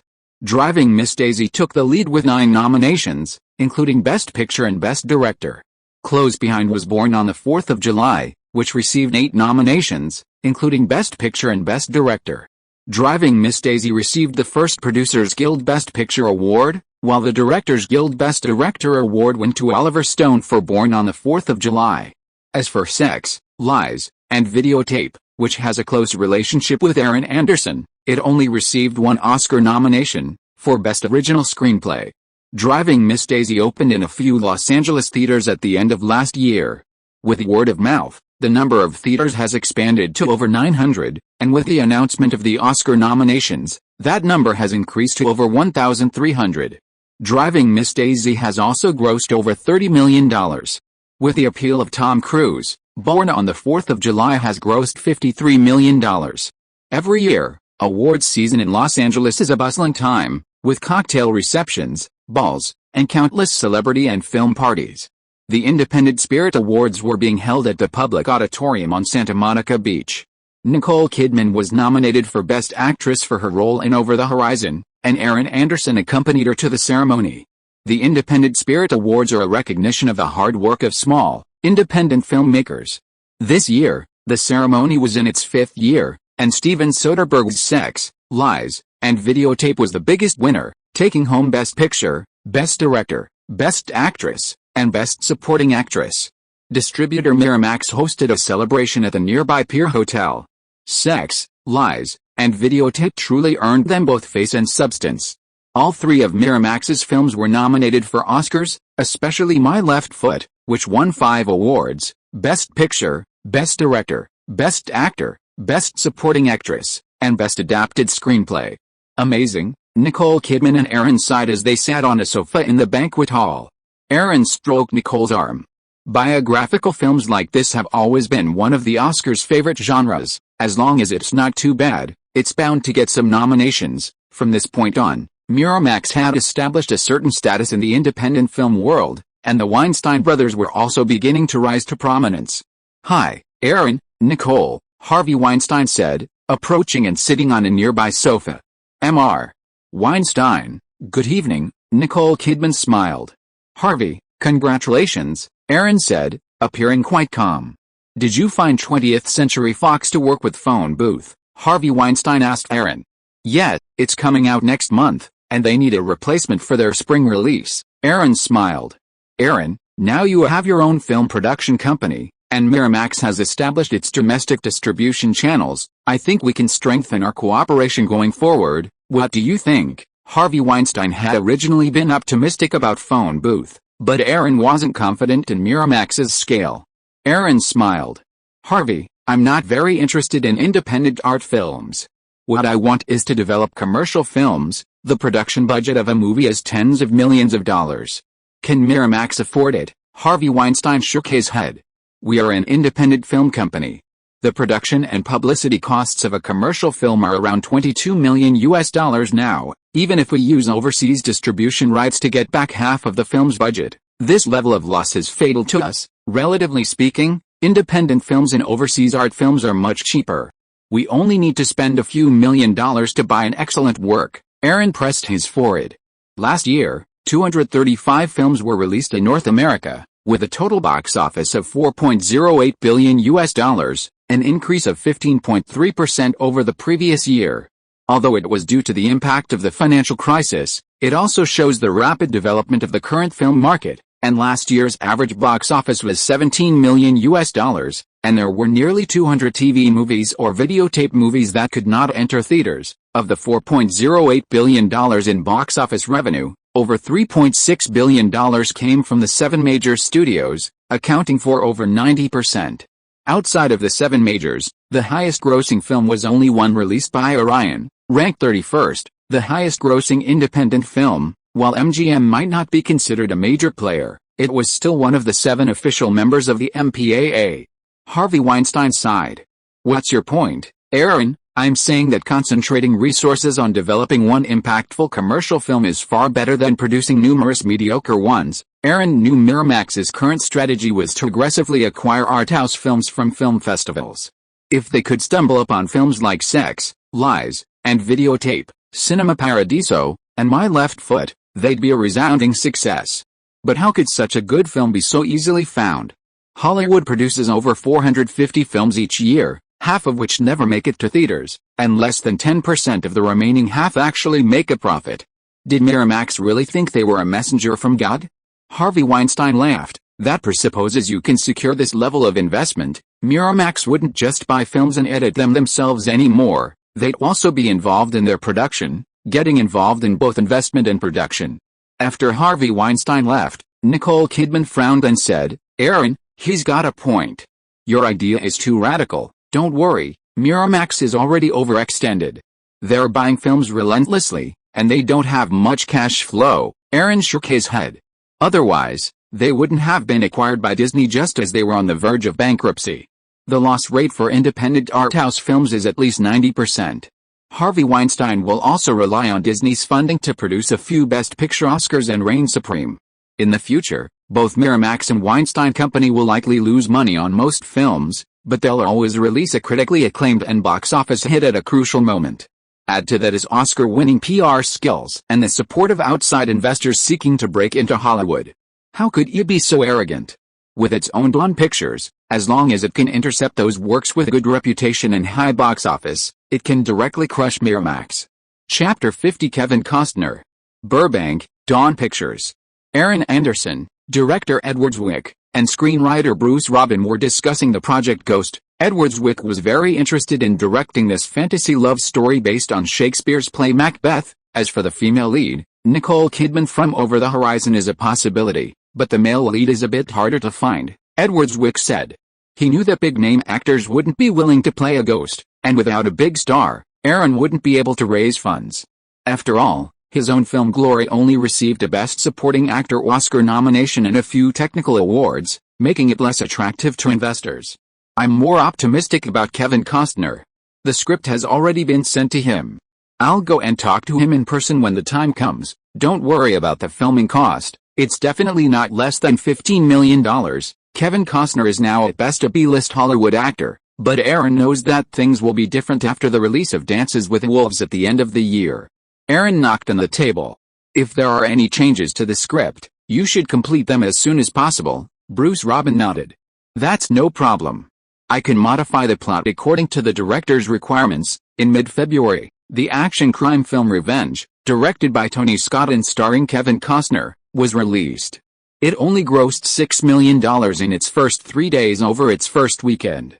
The next week, it dropped to $2.8 million, and with poor reviews, Revenge could be considered a failure. Jack Wells and Kevin Costner entered the Hollywood Roosevelt Hotel together, and Aaron stood to greet them. Mr. Costner, Aaron said, winking at Jack Wells. Aaron Anderson, right? You're quite famous at CAA. Kevin Costner smiled. Just call me Kevin. Sit down. What would you like to drink? Aaron asked. Coffee. Aaron, I'll go. You two can chat, Jack Wells said. I heard from Jack that you two are good friends. Yeah, we started out together in the mailroom. Aaron smiled. Is Jack okay? Yeah, he's a nice young man. A moment later, a waiter brought 2 cups of coffee and cake. Kevin Costner took a sip. I've read the script for Ghost, and I'm open to the role, but I'm busy finishing post-production on Dances with Wolves, so you'll have to wait at least 3 months. Is that okay? Aaron nodded. Sure, we'll start shooting in June, with an estimated 10-week shoot, primarily in Chicago. Aaron knew Kevin Costner was in a tough spot. Dances with Wolves, which he directed and starred in, was over budget. Not only had he invested his $3 million salary as director and actor, but he also had to worry about the subsequent publicity and distribution costs. Orion Pictures, the film's investor and distributor, was facing a financial crisis and wouldn't have much money to invest in marketing. They needed to rely on word of mouth, as Orion currently released more films annually than MGM, but most of them were unprofitable. Dances with Wolves, a Western, wasn't well received, and the recently released Revenge was a complete flop, sending Kevin Costner's career into a slump. He couldn't refuse the Ghost project, and the $2.7 million salary was a good deal. Well, then, once you're done preparing, can you let me know about rehearsals? Do you need my cooperation with auditions? Aaron took a sip of his coffee. The lead actress is Nicole Kidman from Australia, who just starred in David Lynch's Wild at Heart. Once the pre-production is complete, we'll schedule auditions and rehearsals for the actors. Aaron's conversation with Kevin Costner went smoothly. It's safe to say that the disastrous failure of Revenge was a huge help. They secured the director and lead actors for Ghost, as well as the crucial investment and distribution. By March, Dawn Pictures had hired the necessary staff, including finance, operations, and office staff. Jessica, our Orion's finance is really that bad? Aaron leaned back in his chair and asked Jessica Parker, the company's accountant and a former employee at Orion Pictures. Yes, after Dances with Wolves went over budget, Orion developed The Silence of the Lambs, with a production budget of $19 million. Orion now has several more films coming out. If the box office isn't great, it'll be even worse. Aaron shook his head.